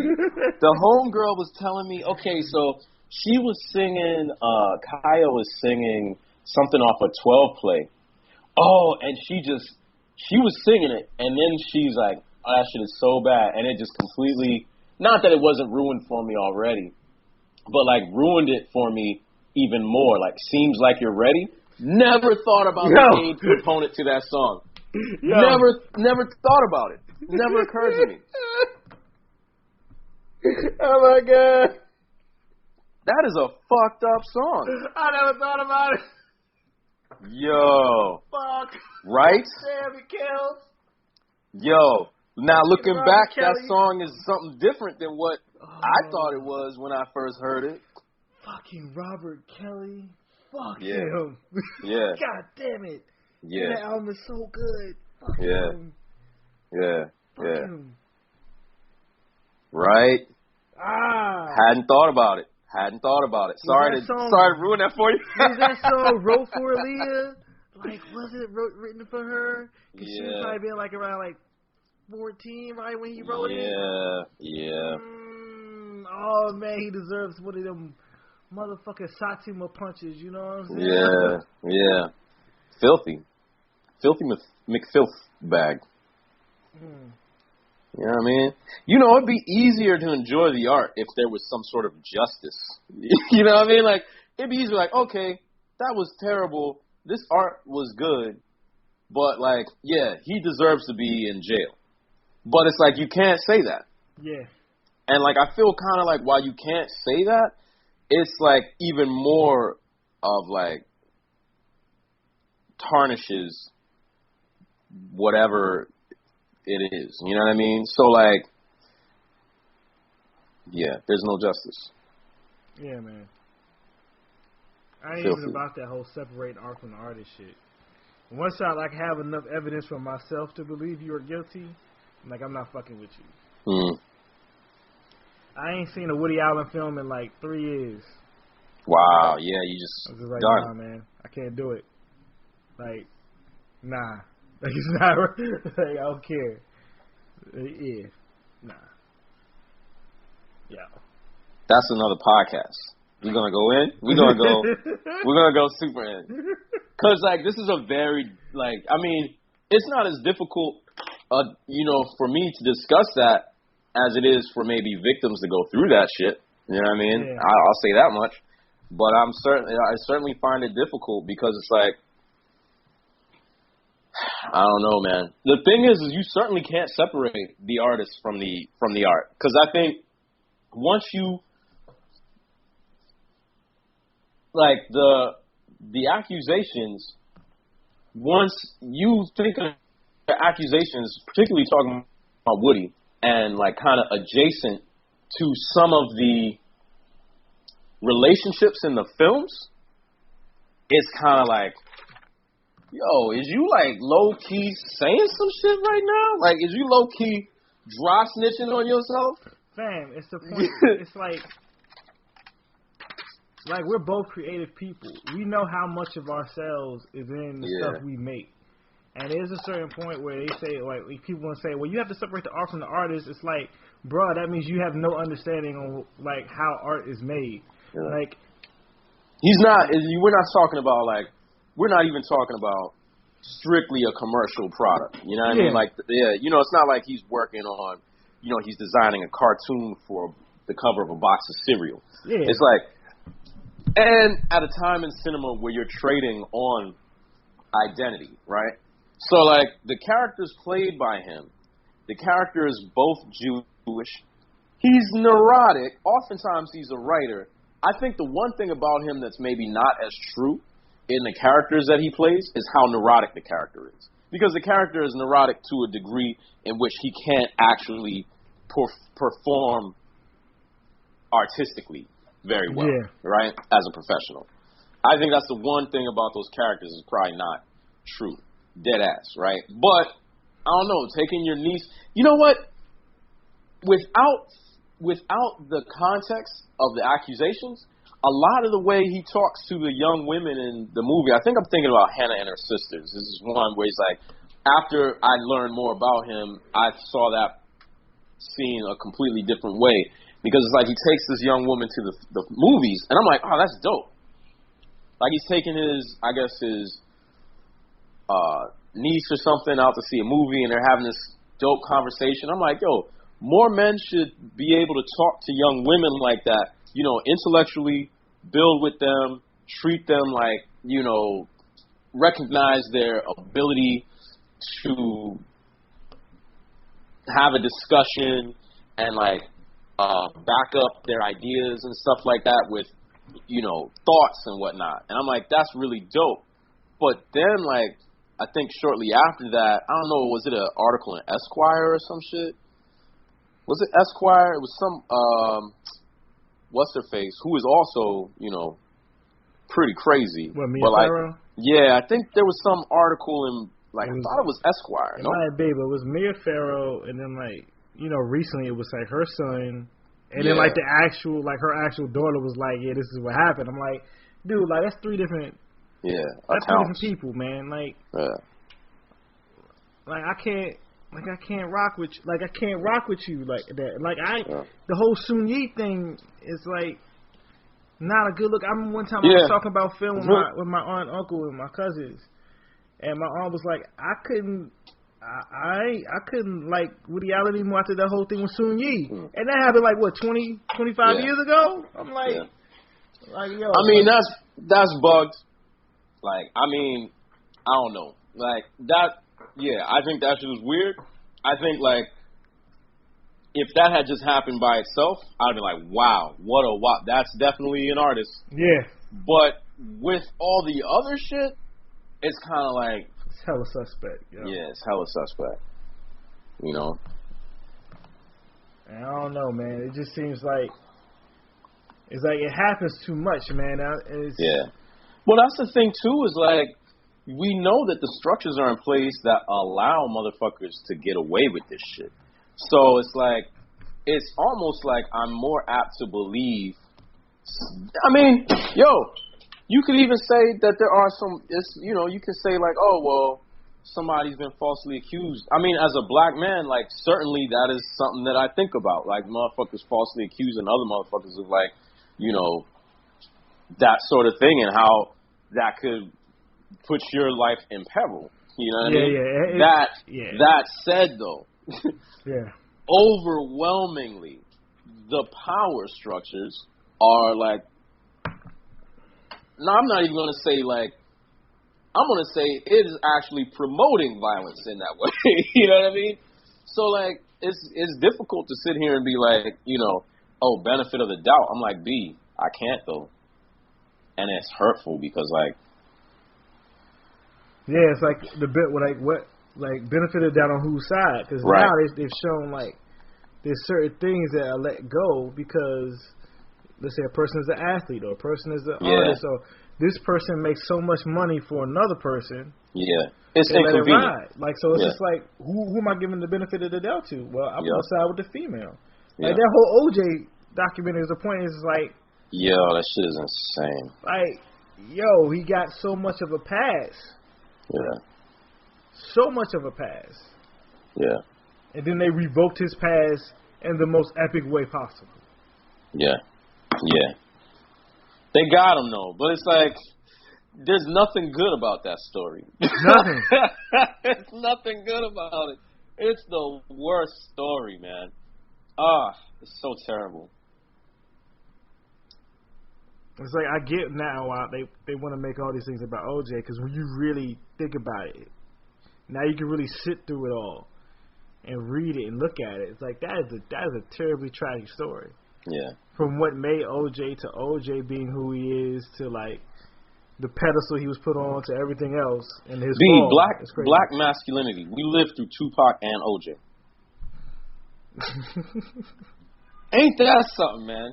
I guess like our parents, you know, lived through Eldridge Cleaver, Huey Newton, you know what I mean, like all of that shit. But like this is crazy. Like my mom lived through all of them. Yeah. Like holy shit. Yeah, you know? Like it's quite crazy to think about all the things that we lived through, like the first black president. Like it all happens in like our prime years, like first black president, like rappers dying, like rappers ascending to certain levels within like business,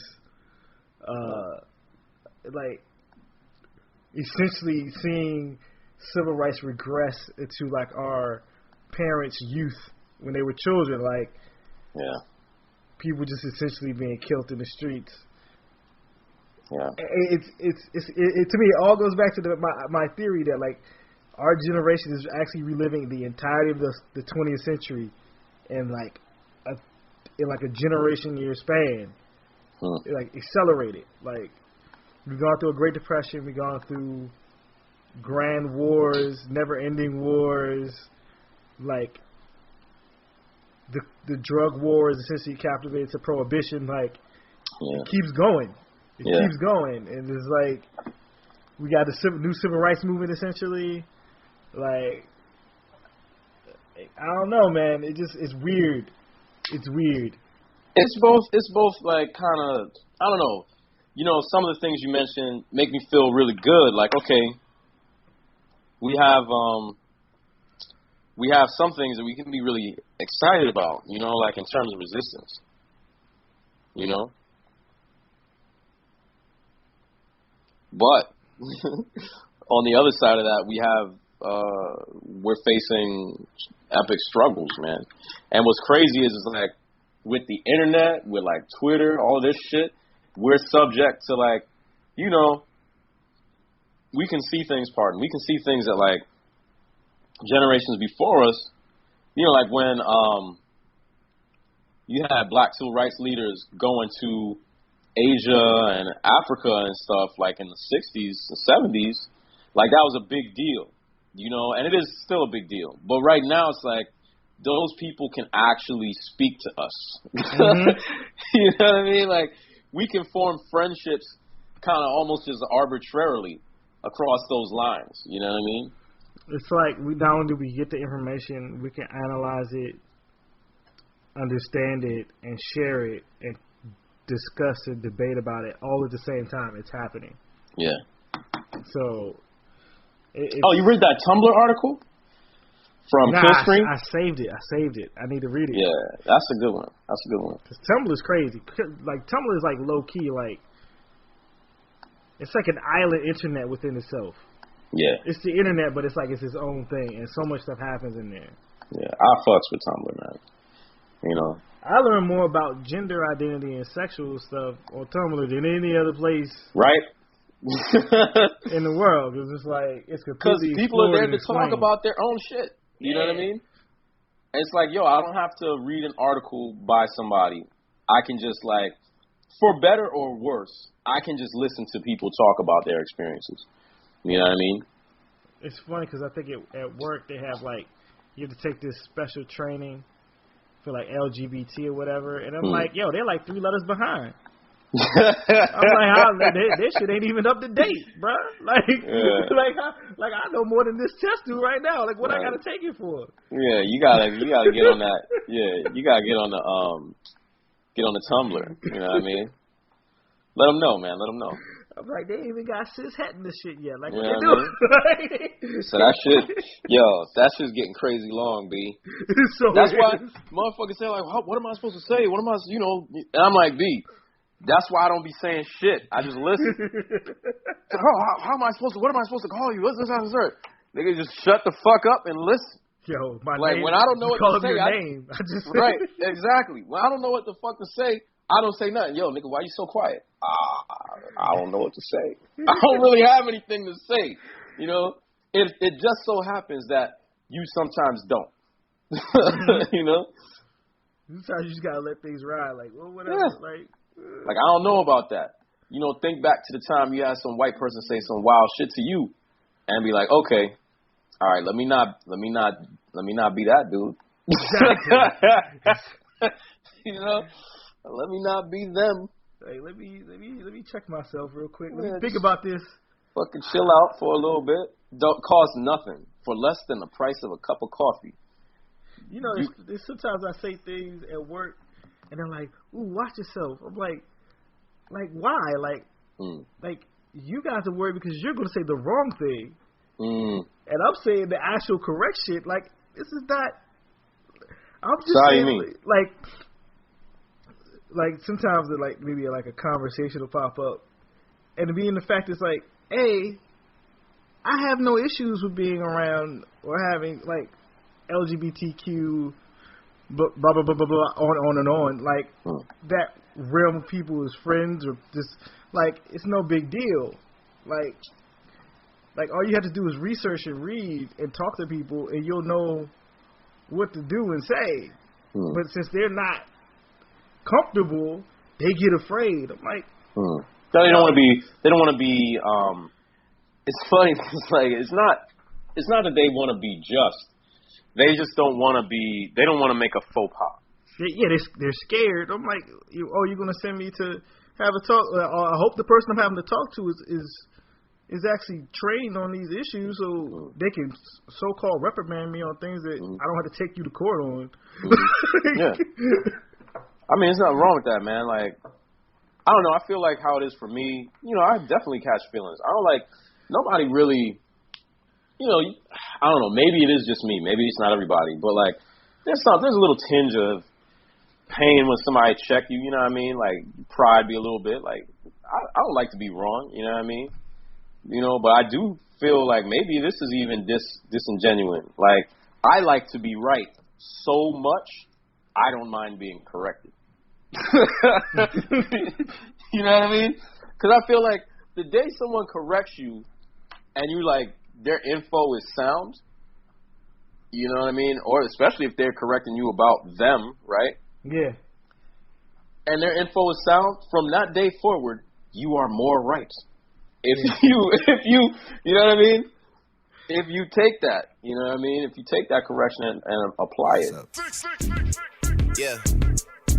All you self-promoters are janky. We established like the Yankees. This whole game thankless. We moving militant, but somehow you the one tanking. No limit to where I could take it. And you know me as a crisp bottle sender, check picker upper. I thought we looked out for one another. Saw us all as brothers in the struggle, too blessed to be humble. I guess it's different in the city I come from. All of a sudden I got people showing how much they truly resent me. They hold a meaning to spells envy, they trying to tempt me. The higher I get, the less they accept me. Even had the OGs try and press me. Ha ha ha ha.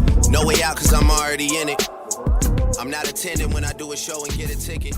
Good business can clean millions, I got the vision. You know? I think sometimes I also get in trouble for saying, like, I'm not trying to be right, but I'm also trying to say, like, yo, you know what? I don't know enough yet. So I'm not going to just say you're right. Because I need to, like, right. I need to double check my math. I think that's viable. You know, I get into, like, to take it out of the realm of, like, identity politics. I have discussions with homies sometimes where, or, like, people. The other night, I was at a dinner party, and we were talking about May Day or something. I think we were talking about May Day, and somebody was like, "Well, I think it happened in the 18th century," and automatically I was like, "It didn't happen in the 18th century. We had like our bourgeois revolutions in the 18th century, right? And I'm sure of it, you know. But I'm probably like the youngest dude at the table, black guy, you know what I mean? And so I'm kind of like, and they want to Google it and shit. And I'm kind of like, I don't have to Google it, but you're going to embarrass yourself. And so, like, and then they did. And it's like, that's what I do. I don't say shit anymore. Like, I wasn't 100% sure. Like, I didn't know it was in Chicago. where like it kind of all popped off. But I did know that like the workers' revolutions, that was not a 18th century thing. You know what I mean? Like we had to get a little ways before we got that far in the Western world. Yeah, wasn't that like? But I just don't say shit. You know what I mean? Like, just don't say shit. Just listen, man. Like, someone will let you know. The world will let you know. Get your information right. You don't have to be right. People just like to sword fight, though. It's crazy. Which comes back to the shit that we've been talking about. These comics, man. Too many people accept things as they are, man. And they can change it. Yeah. I don't know if they want to change it. Well, it's not a matter of, like, survival for them. You know what I mean? So, they managed to get by. Like, the narrative of meritocracy, of, like, them having, like, self-realized the thing, in order for them to kind of acknowledge that the system is broken and fucked up, it's almost like questioning their natural right or merit to be in the position that they're in. You feel me? Yeah. They don't want to do that. They don't want to do that. They didn't want to. There was probably somebody better that didn't get a shot. Possibly. You know what I mean? In the whole wide world, maybe that's true. Maybe some luck went into it. Maybe some privilege went into it. Maybe somebody liked you and was like, "Work, right? We give this person a shot." That's part of it, though. That's part of the game, for better or worse. Yeah, like how many people that don't have to, when they solicit them, don't have to do test page. They're just like, "Yo, I like that guy." Yo, that's the fan, right? Like I've been the fan before. Like we're gonna give him a short. It's all good. Yeah. You get a "don't screw this up" email. Yeah. It's like sometimes it's nothing wrong with just like acknowledging that exists. Yeah, I think that goes a long way. I think it's really whack when people don't acknowledge that. Like that's more hurtful to me. Like when I see, and I think for people in general, it's like when you've worked hard, right, and you've done everything that they say you should do, right? Yeah. And then you get the same bullshit. You know what I mean? You get the same sort of like, oh, it's you. It's definitely on you. It's that shit that you go through, being black, where it's like, yo, was that racist or am I bugging? You know what I mean? Like, am I losing my mind? And then it's like, oh man, you're being sensitive. And it's like, damn, I guess I must be being sensitive. And it's like, I don't think that shit is fair. Like, I prefer it to be like, yo, yeah, man, that situation was totally racist. I'm being racist. I'm just not comfortable around black people. Like, what can I say? We haven't had many black people here. You know what I mean? And I'm going to work on it. You know what I mean? I don't know what to say to black people. You know what I mean? And then I can be, oh, we're just people. You know what I mean? Yes, maybe where I'm from, not that blackness is monolithic, but even specifically where I'm from, I may have a different, sort of social mores, cultural things that, maybe we don't share 100%. But I have some of the same desires. You know what I mean? I have some of this, saying, we both like the things that one of us is stereotypically suggested to like. Most likely. We both love those things. You know what I mean? Like, yo, we got a lot in common. And, it might be bumpy at first, but, like, we're going to make this space better. And that's the conversations. Instead of like, oh, man, so PC, can't do anything now. Whatever. Anyway, enough complaining. Oh, maybe put this somewhere earlier. Attack on Titan. I put a bunch of people in it. I know you put Tom Brevoort in it. You put Axel in it, right? Yeah. Yo, you know what? I You hope put the one deal day. in it, right? Yeah, I did. I don't want to meet the deal. I hope one day that, like, you know what I mean? I don't actually have no beef with Axel. I mean, it's like I kind of empathize with him. I don't think he's on the right side of some of the things that are going on. I think he honestly, deep down inside, probably honestly wants to do, like, the right things, you know? I think we disagree on a lot of shit. And I'm actually disappointed that we couldn't have, like, well, you know what? We never really talked since any of that shit happened. And, you know, like, no one returned my, like, the NPR email that I sent over there. Like, they didn't return that. So, like, they're not going to talk to NPR. They're not going to talk to me. I know. So, but I did make him into a Titan. You never know. You might run into him in a couple of weeks. It's certainly a possibility. That comic is up for an Eisner. Yeah, that's true. And I guess they're all going to be there, right? They should be. Yeah. I do find it funny that essentially they did that shit again with Sunspot. Oh, I saw something on that. So what's the story behind that?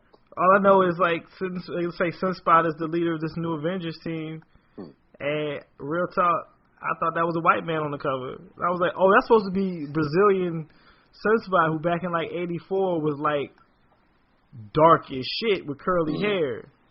Okay, all right, you just going to miss the fact that there's this whole thing with, like, people in that part of the world using lightning creams and shit. Oh, okay. Like, you're just going to just not take that into account when you're just coloring people. Like, bet. All right. Yeah. Like, you just had him in a comic. You just had him in the comic and he was brown as shit. Like, none of y'all talking? Like, y'all ain't got no color chart? Like, I know it can't be that hard to make a color chart. I mean, my whole thing is with that, like, you know, I'm kind of like, what is it?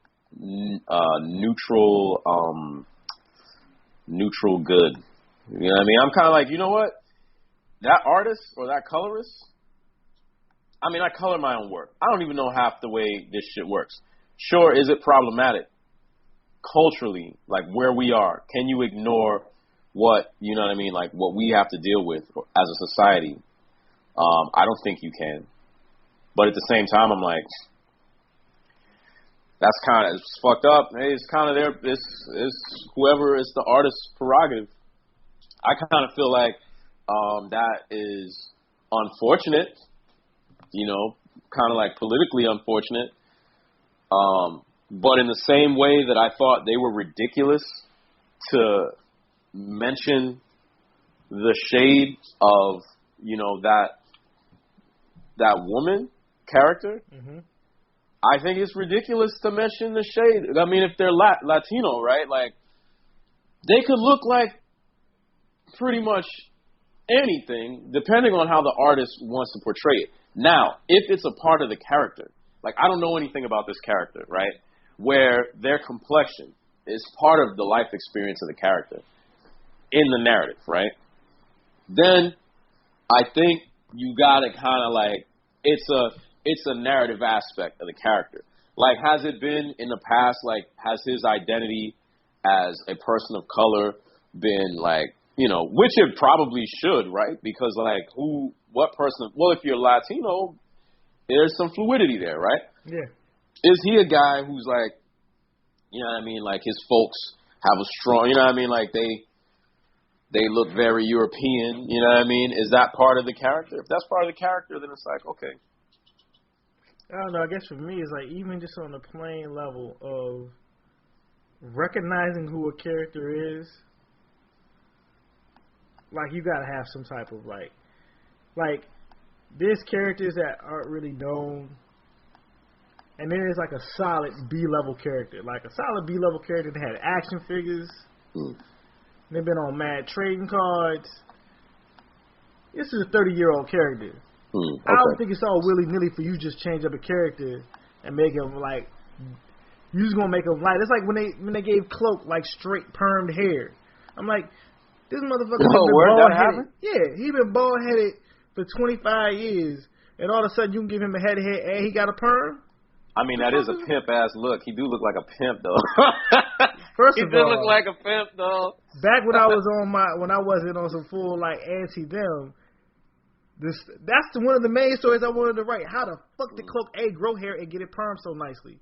Yeah. That being said, they could have like gave him like a Caesar one issue, then like maybe like a little fro, and then like that's definitely a character change. You know what I mean? Like you definitely there's a political aspect of what you did. You just get a perm like, yo, you like what are you doing right now? Like what lifestyle change has occurred that you rocking a perm now, B? Because like, you know, either you into a new type of music or like you done changed how you make your bread. You know what I mean? Which is what I'm kind of thinking. Like he went from like bald to silky, like. Right. Like who do we know who rocks that, man? Like, you know, I don't know.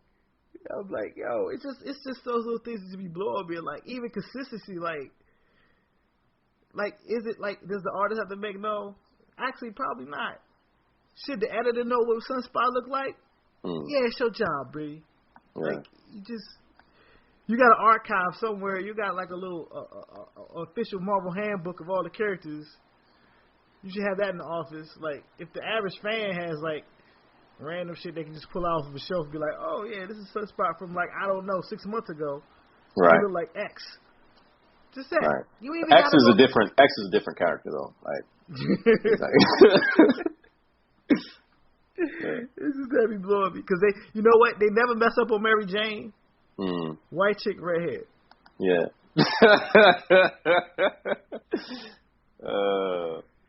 I guess there you have it. I'm just saying. That just cracks me up. But there are definitely features that we consider more than others. You know what I mean? So white chick, red hair, like. How tall is she? Like, you know what I mean? Like, you know, I don't know. What does she have? She definitely has like a particular color of eyes, right? She got green eyes? Well, I think so. I don't think that's always consistent.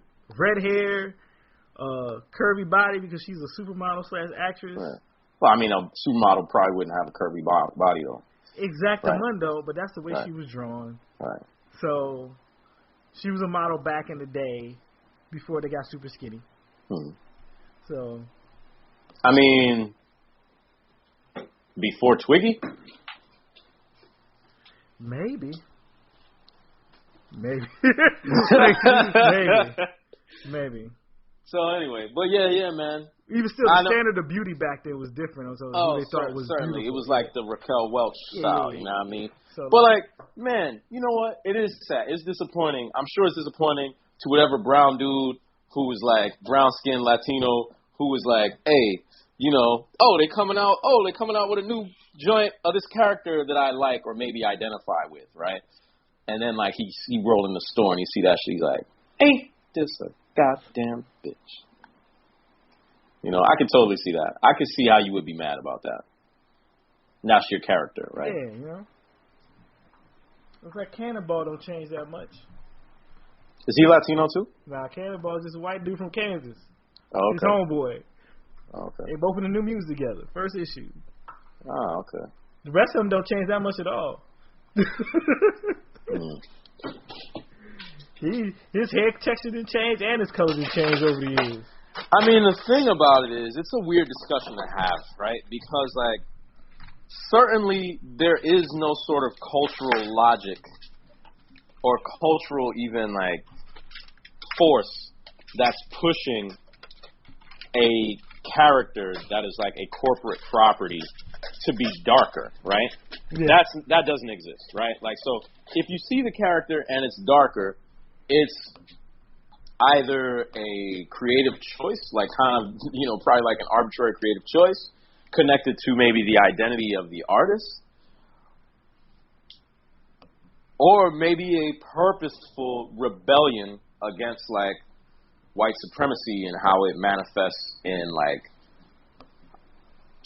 how we portray characters and narratives, right? Yeah. But if they made a character that was dark lighter, it's mostly probably because like light is right. You know what I mean? Like, just keep it 100. So I see what you're saying. I think it's disappointing either way. I mean, I don't know the characters. Like, I don't know the legacy of the character. I don't know enough about it to really, actually say, oh yeah, what you're saying is true or not. But like, I imagine for fans of a character, especially when there's just so few, man. There's just so few examples. Yeah, that might be upsetting. So who's the artist on the book? I don't even know who did the cover. Oh, okay. I don't even know who did the cover. One of the sample things. Like, look at this new book that comes out after this event, Civil War II. I see. I'm like, yeah. How many Civil Wars they got, B? This is the second one. Okay. So the one in the movie was, I still didn't watch that movie. I didn't see it either. You didn't put the bootleg up? No, oh, wait, there's no bootleg. Oh, there's no such thing. Oh, we don't be doing that.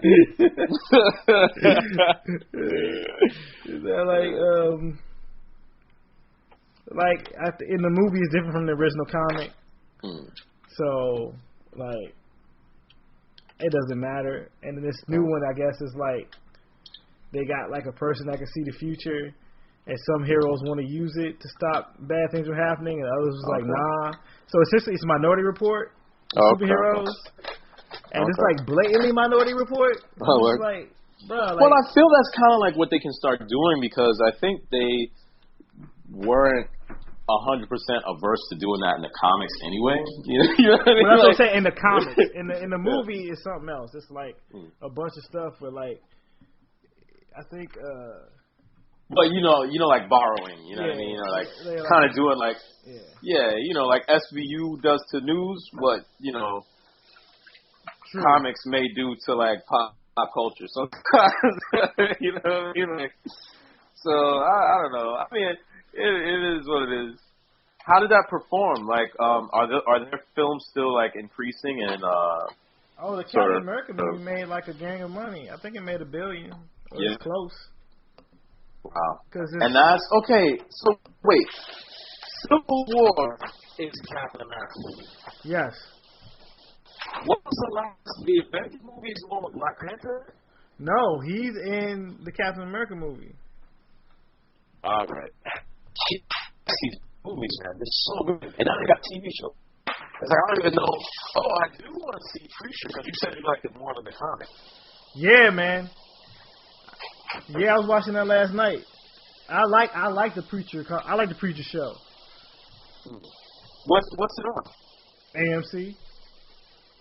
All right. Can I get that? Where do we get that? Can I get that on Netflix, Hulu? Not yet. It's still like new. It's still new. Oh, okay. All right. Like it's when shows are still coming out. AMC don't put them shows on Netflix yet. They're like the. Yo, I'm trying to see the second season of fucking Fargo, B. I felt like it was on something, and now I can't find it. I don't know. Because that's since you watched the first season. I heard it was so good, so I need to watch it. Yo, I like that shit, B. Like, that was pretty fucking good. It gets all the awards, so, like, I want to check it. So I have to check it. Yeah. Because I like watching some award television, because I'm a snob. I'm kind of like, I ain't going to name it Fargo. Like, you just really kind of trying to cash in on that shit, whatever, right? But, like, then I'm watching, I'm like, this is fucking dope. This show's really good, man. I might watch it again, to be honest. You know? And, I mean, it's like your boy, Billy Bob, you know what I mean? Oh, yeah, Billy Bob is in it. And Martin Freeman is in the first season. Yeah, it's like I want to watch the second one because Bokeem Woodbine's in it, and I love him. I seen him. See, I was watching it. What was I watching it on? I don't know. Maybe it was on Amazon? It's possible. I know I still got to watch The Night Manager. Oh, yeah, I watched that. That was pretty good. I mean, it's, over as a fan, and it's really like a fantasy realization, which is like a lot. Right? Hold on, you're going in and out. Okay, hold on. I'm doing dishes. a lot of it is fantasy, kind of like fantasy fulfillment, right? Mm-hmm. Can you hear me? A little bit. But sometimes it's so unabashed. So like, that's when I hit you up with that text where I was like, oh man, like every Western narrative is centered around like a romantic coupling. You know what I mean? Like, it doesn't matter if they're spies, if they're like fucking doctors, if they're like, you know, bankers, you know, whatever. It's all centered around like a romantic, like wish fulfillment. You know what I mean? Comedy, romantic comedies, that's just like the genre. But it's like, you know, even comedies that don't necessarily have to be romantic comedies. You know what I mean? You get to a point where you're like, okay, I keep going back to thinking about that Miyazaki thing where he's like, I want the characters to support and enrich their lives. It doesn't have to be like a romantic thing all the time. And like, one of the things that, even as a grown-ass man, I bet you kids today probably already on this from a very young age. But it's like, it took me years and years, and I still have to, like, work through it to kind of just be, like, as a man, not to kind of, like, place these narratives on your relationships with women. You know? And, like, I think when I see these movies and shit sometimes, I'm like, fuck, can a hero even be in a movie without getting a girl? Like, winning you know what I mean? Like, the woman who is, like, obviously placed there because she fits, like, algorithmically. Like, you know, she looks a certain way, right? In this TV show, it's like the guy, you know, he sleeps with a beautiful woman, right? What, night manager? Yeah, night manager. Straight off the jump. Like, the most beautiful woman, both, you know, like, definitely, I'm not going to make a broad statement about beauty, but, like, definitely via the lens of the camera, right? Most centered female body. You know what I mean? Bags her, right? She dies, right? Then the rest of the series is basically him kind of building up this tension with another character, right? And I'm just like, and then the one woman you have in there who expresses a type of agency, she's dope, right? And it's literally Madonna whore, B. Because, like, one woman is pregnant and the other woman is, like, the paid, you know, like, she, you know what I mean? Like, she's kind of like the paid, she's with this other guy because, like, he got the bread, right? Yeah. And, like, he's a boss, right?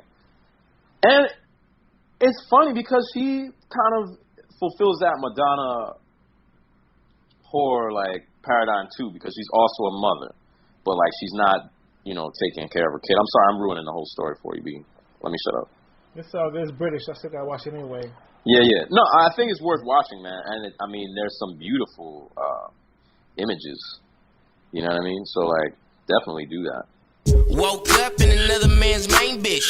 Phone jumping out the gym, finna gang slide. To the north side, everyday same shit. Tryna make rent in the world map. Long Beach on the map, cause a cold chain. Back like the city never left. It's a strong rain. Banging when the only niggas booming was the cold flames. Funny, I'm the only nigga with a no name.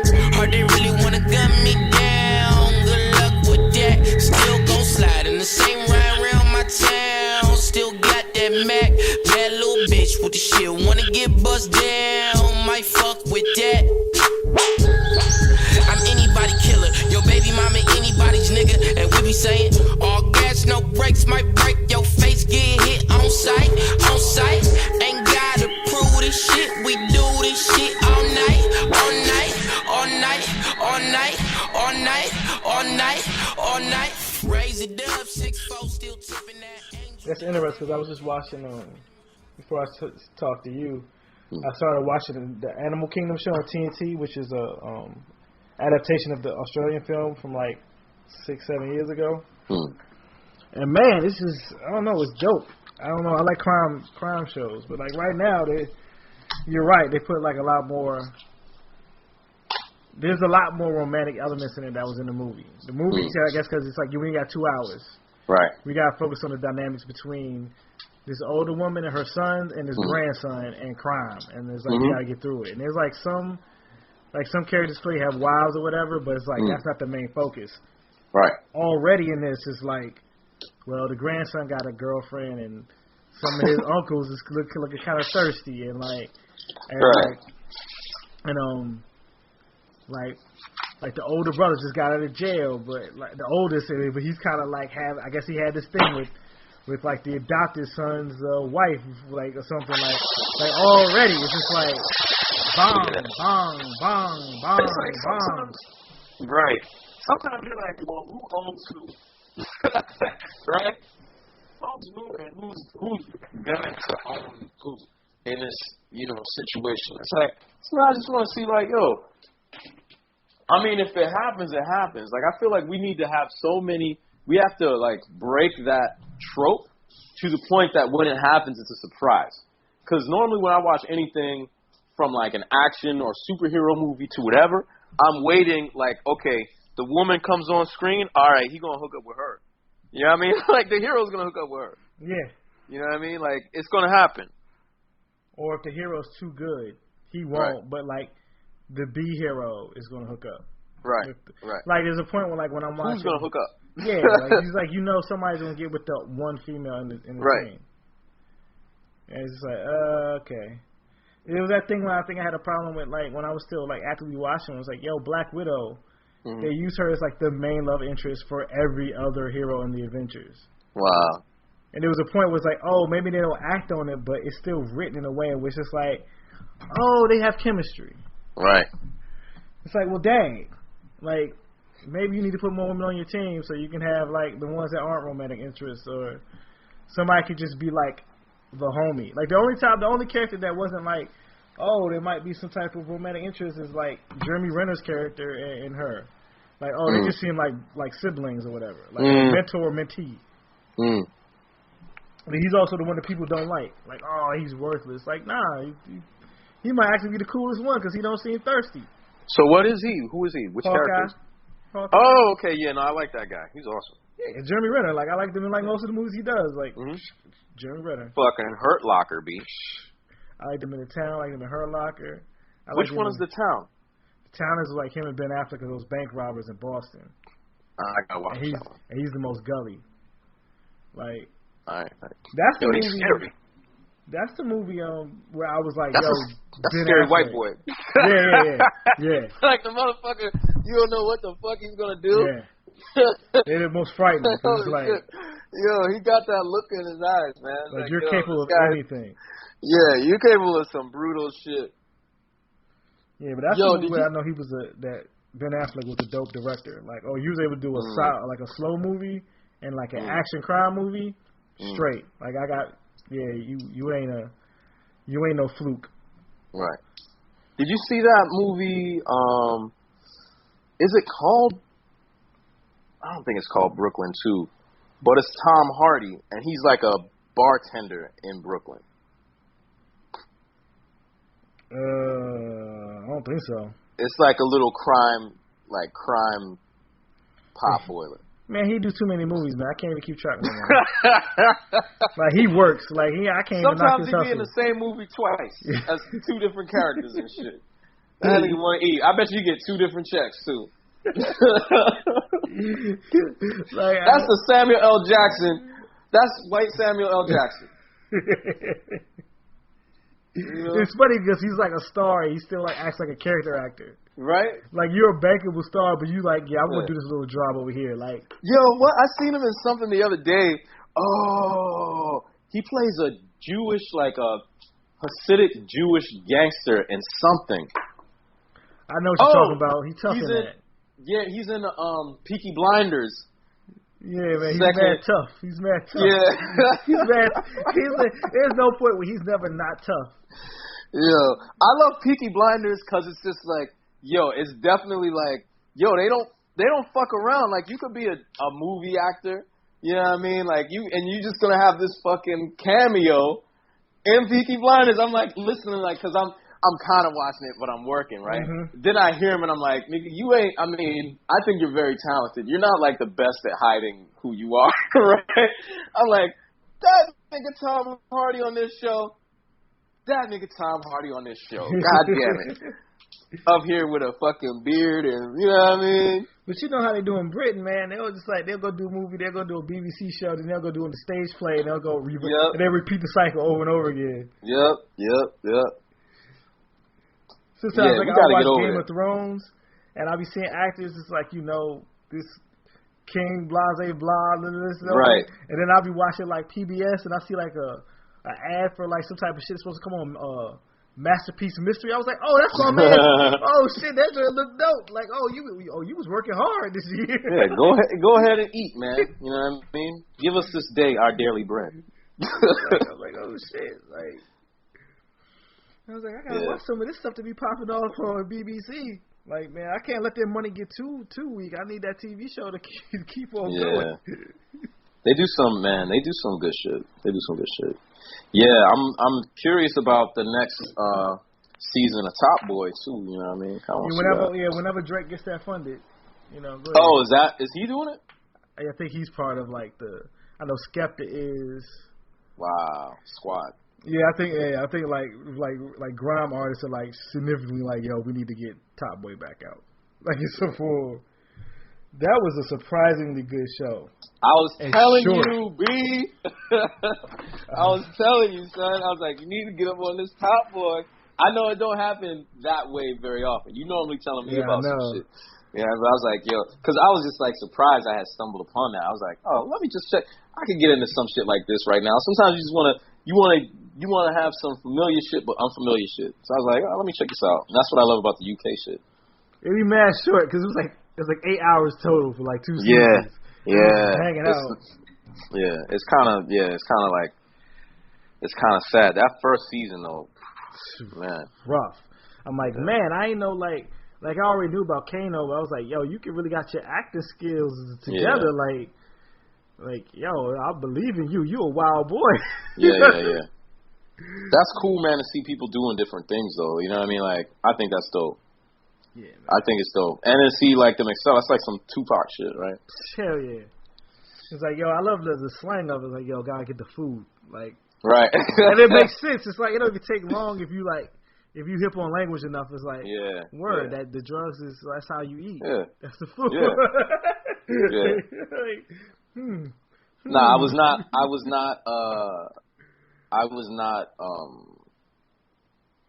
Yeah, I totally got what they was trying to say. You know. Yeah, it was just like it took me like mere seconds. It'd be like, right.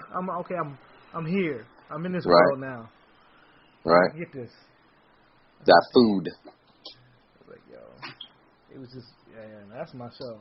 I was like, that joint need to come back or something and make a movie. I don't know what they need to do. Yeah.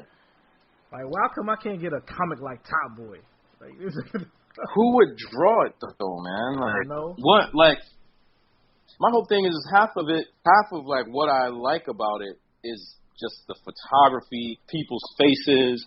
Like, who would I want to read? Like, it would have to be also both like on point, but like unobtrusive. Like, not too overwrought. You know what I mean? Like, not too Styly McStyle style. You know what I mean? Like, just, you know what I mean? Like, if Toth did something like that, you know, like old motherfuckers like that, I bet you that would be tight. Like, somebody who kind of draw like a rough Milk Kenneth. You know what I mean? Where it's just like, yo, it's real simple. You know what I mean? You're reading the comic.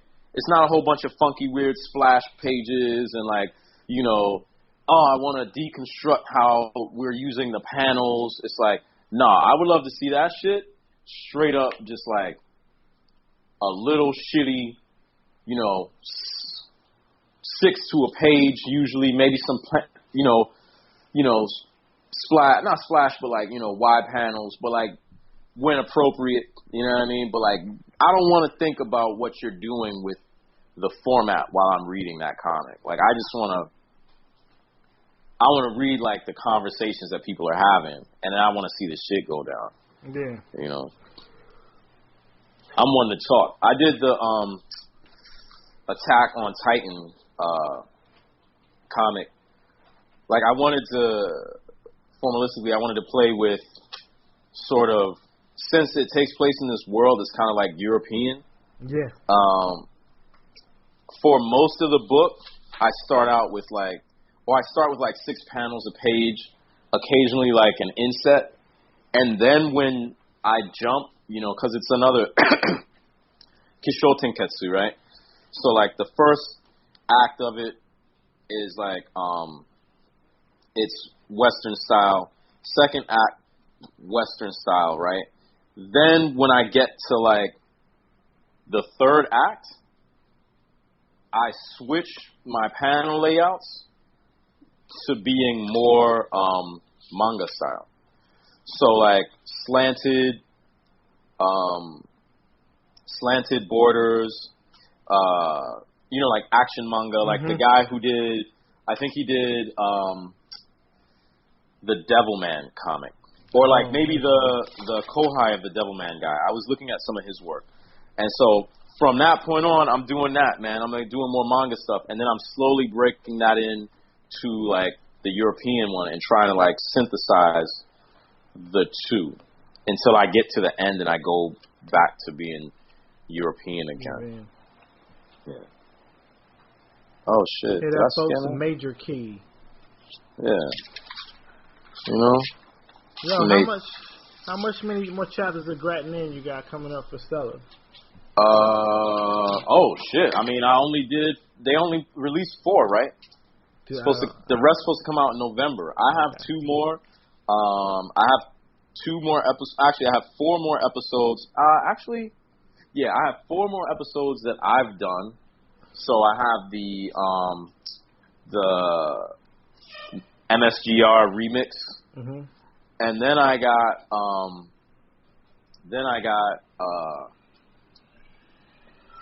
Afu Chan, right, doing the final 6 in that story arc, you know. Okay. So, altogether, 12 in the main story arc plus a Gaiden, MSGR Gaiden, that I did too, remix. Okay. So I didn't know how their release schedule was. I didn't know they were doing like little bursts, like little. I don't know if they know. I don't know if they know. You know what I mean? So I haven't decided to pay for it or not yet. Yeah. I mean, you know, it is what it is, man. Like, there's some good artists on there. They need to step their game up, be more competitive. Like the joint that's coming out through Line or whatever looks pretty smart, like what they're doing. Oh, like the Line webtoon or whatever they do? Yeah. So, yep. Yeah, it's going. I think we're in an interesting new space in terms of digital comics, specifically for mobile devices. Yeah. I think the game is starting to catch up to my thoughts on what it should be like 5 years, like almost like 9 years ago when I back had iPhone 1. And people was like, "You're not doing it," and it's like, "Whatever, y'all don't see the future, but it's all good." Yeah. I was like, oh, you know. And the either or shit, the false binaries of like, oh, well, I don't like this, so, or like, I only like to read on paper, so it's like, B, you can like to do both, man. Yeah. You know what I mean? Like, and there's a lot of kids. That's how they came up. That's all they know is reading on screens. Yeah. You know what I mean? People forget it's like the phones aren't new anymore. These phones are like iPhone turns 10 next year. Digitally native people. You know what I mean? Motherfuckers who grew up with the internet, grew up with iPhones, 10 years old. You know what I mean? Never lived without iPhone. Never lived without cell phone. You know what I mean? Motherfuckers who are 20 years old. You know what I mean? Like, yo, never lived without the internet, Wi-Fi. Motherfuckers is like 20 years old. Yeah, so like the old world is like, it's the old world. It's like probably back in the day, there was a moment in time where there were people who grew up who never had to deal with a horse. Right. And like, why? What? Huh? Yeah, cars. That's crazy. Cars, buses, trains. Yeah. You know? It's funny, though, because, like, we still mostly sit behind the engine. Mm-hmm. You know, it's funny the things that get left over. You know what I mean? It's very interesting to me. Things that still consider horsepower, too, so. Right. You know what I mean? Yeah. Some stuff just stayed. It's like, we don't feel like thinking up a new terminology. Nah. It works. Yeah. People get it. But it's like there's also sort of like your brain works in that way, thinks in that way. You know what I mean? Like your brain, just the use of the language, there's still a connection, I think, even on like a subliminal level. You know what I mean? My printer, my Epson is acting so stupid on the fucking, on the Wi-Fi right now, B. It's really unfortunate. It's really fucking with my, process. Oh, dang. I still have mine wired and Wi-Fi at the same time. I can go over there to it and do it, but like, it's just, I don't know, like, it's acting weird. I mean, the printer is old. My computer is old. It's running on like, an iOS that's like several generations after when I bought the computer. So it's like, I don't know, man. I almost feeling like I'm coming to that point where, time to upgrade. I feel like every time I get a little bit of bread, I get above it, then it's like I have, they fucking siphon the money out of you. You know what I mean? It's hard to just fucking keep up. True. You know? I think you could probably optimize your computer a bit, though. It ain't that old. I remember when you got it. Yeah. It ain't that old. You think I could go in again, huh? Yeah. Yeah, maybe that's might need to wipe it and reinstall stuff, and it'll be all right. I'm afraid because I'm not sure, like, what I paid for.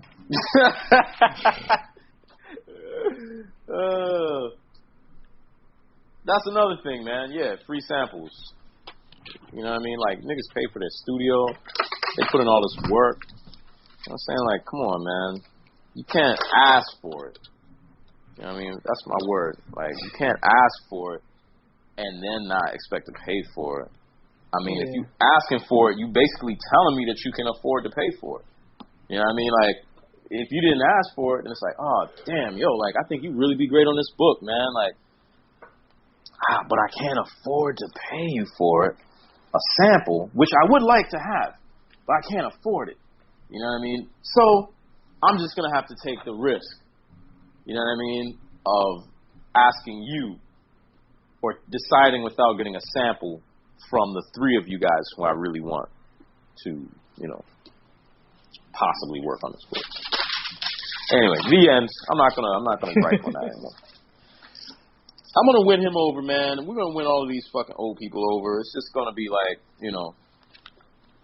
it's gonna be at the end. You know what I mean? We're gonna have to do it already on our own, and then they're gonna be like, oh yeah, yeah, it's not that I ever really disagreed with you. They just need to see proof. Yeah, they need to see proof, man. Like, oh man, they asked me to do like a short for something. I forget what it was. I think it's CBLDF. And I kind of, before any of this came up, I was like, yo, I want to do a short for Bernard Krigstein, right? Because, like, he's like one of my heroes, man. Like, professionally, stylistically, and ethically, I kind of like fucks with him. You know what I mean? Yeah. We're different in a little way. Like, I don't think I'm so hung up on being like a gallery artist. Like, I don't romanticize it like that. No, but like, he stood up for what he believed in, and also he's dope as fuck. You know what I mean? Motherfucker can draw. So I was thinking about doing a short on that, but I don't think I'm gonna have the time to. Just got so much other work to do. You're popular, man. You're becoming the man now. No, I don't know. I want to be able to make some bread. When did Sentences come out? When it like about 10 years ago? Wow, B. Sentences, next year it'll be 10 years, I think. Because 2007. Yeah. Damn, man. 10 years. And it went like that, B. It went so fast. Yeah, it's about that time for you to I guess, be the man now. Well, I mean, I want to just pay my bills and support the people I care about. Yep. Being able to survive is I think, something that everybody should be able to admire and get behind. Yeah. And no one should be probably chastised for saying what's wrong with things as they are. It's like, who are you? I think before any of these motherfuckers come out and say shit, they're like, whose side are you on right now? Like, what are you saying? You know? Like, what are you gaining? Like, who benefits with you standing? Why do you want younger people to essentially be exploited like you were exploited a generation ago? How does that help anyone? With the things you're saying now, be chastised by your younger self. Yeah. Yeah. Yeah. Yeah. And like, if you were to have your way, right, in your argument, right, ultimately, like, who is it benefiting, you being right? You know, like, so essentially what you're saying is, like, you know, this company should make, I'm sending Paul a picture of this camel I got. You know, he's got these pants from Atrium, Naked and Famous, like a long time ago. They got this really great camel pattern. Send it to God. All right, man, let me get off this phone and get to work. Yeah, man, that's a good point. I'll be talking to you soon. Yep. All right, dude. It be hard to watch a cash when the van keep dropping. Got the big Ford on me, so my pants keep falling. It be hard to understand when come my jaw keep locking. I ain't even trying to talk, cause my jaw keep locking. She ain't trying to be a freak, but them bands keep popping. Still caught up in the streets and the fence still knocking. It be hard to understand me, my jaw keep locking. It be hard to understand when come my jaw keep locking. Bite down, bite down. It be hard to understand when come my jaw keep locking. Bite down, bite down. It be hard to understand when come my jaw keep locking. I chew your little muck, I boot a nigga up. Got them snipers in the dually truck, and we tool it up. I be trying to change my life, but a monk on my back. I been rolling all night, I got a monk on my back. All about the moolah. Throw 100 chains on, I'm tryna cool up. I know a nigga blessed, pray to God. Soon as the flow hit my feet, I'm getting high. Eyes bold lead, looking crooked in the face. She keep looking in her drink, probably think the liquor lace. Nah, bitch, I'm 1K. And I'ma keep it 100. Biting down, bout to rip my tongue It up. be hard to watch a cash when the van keep dropping. Got the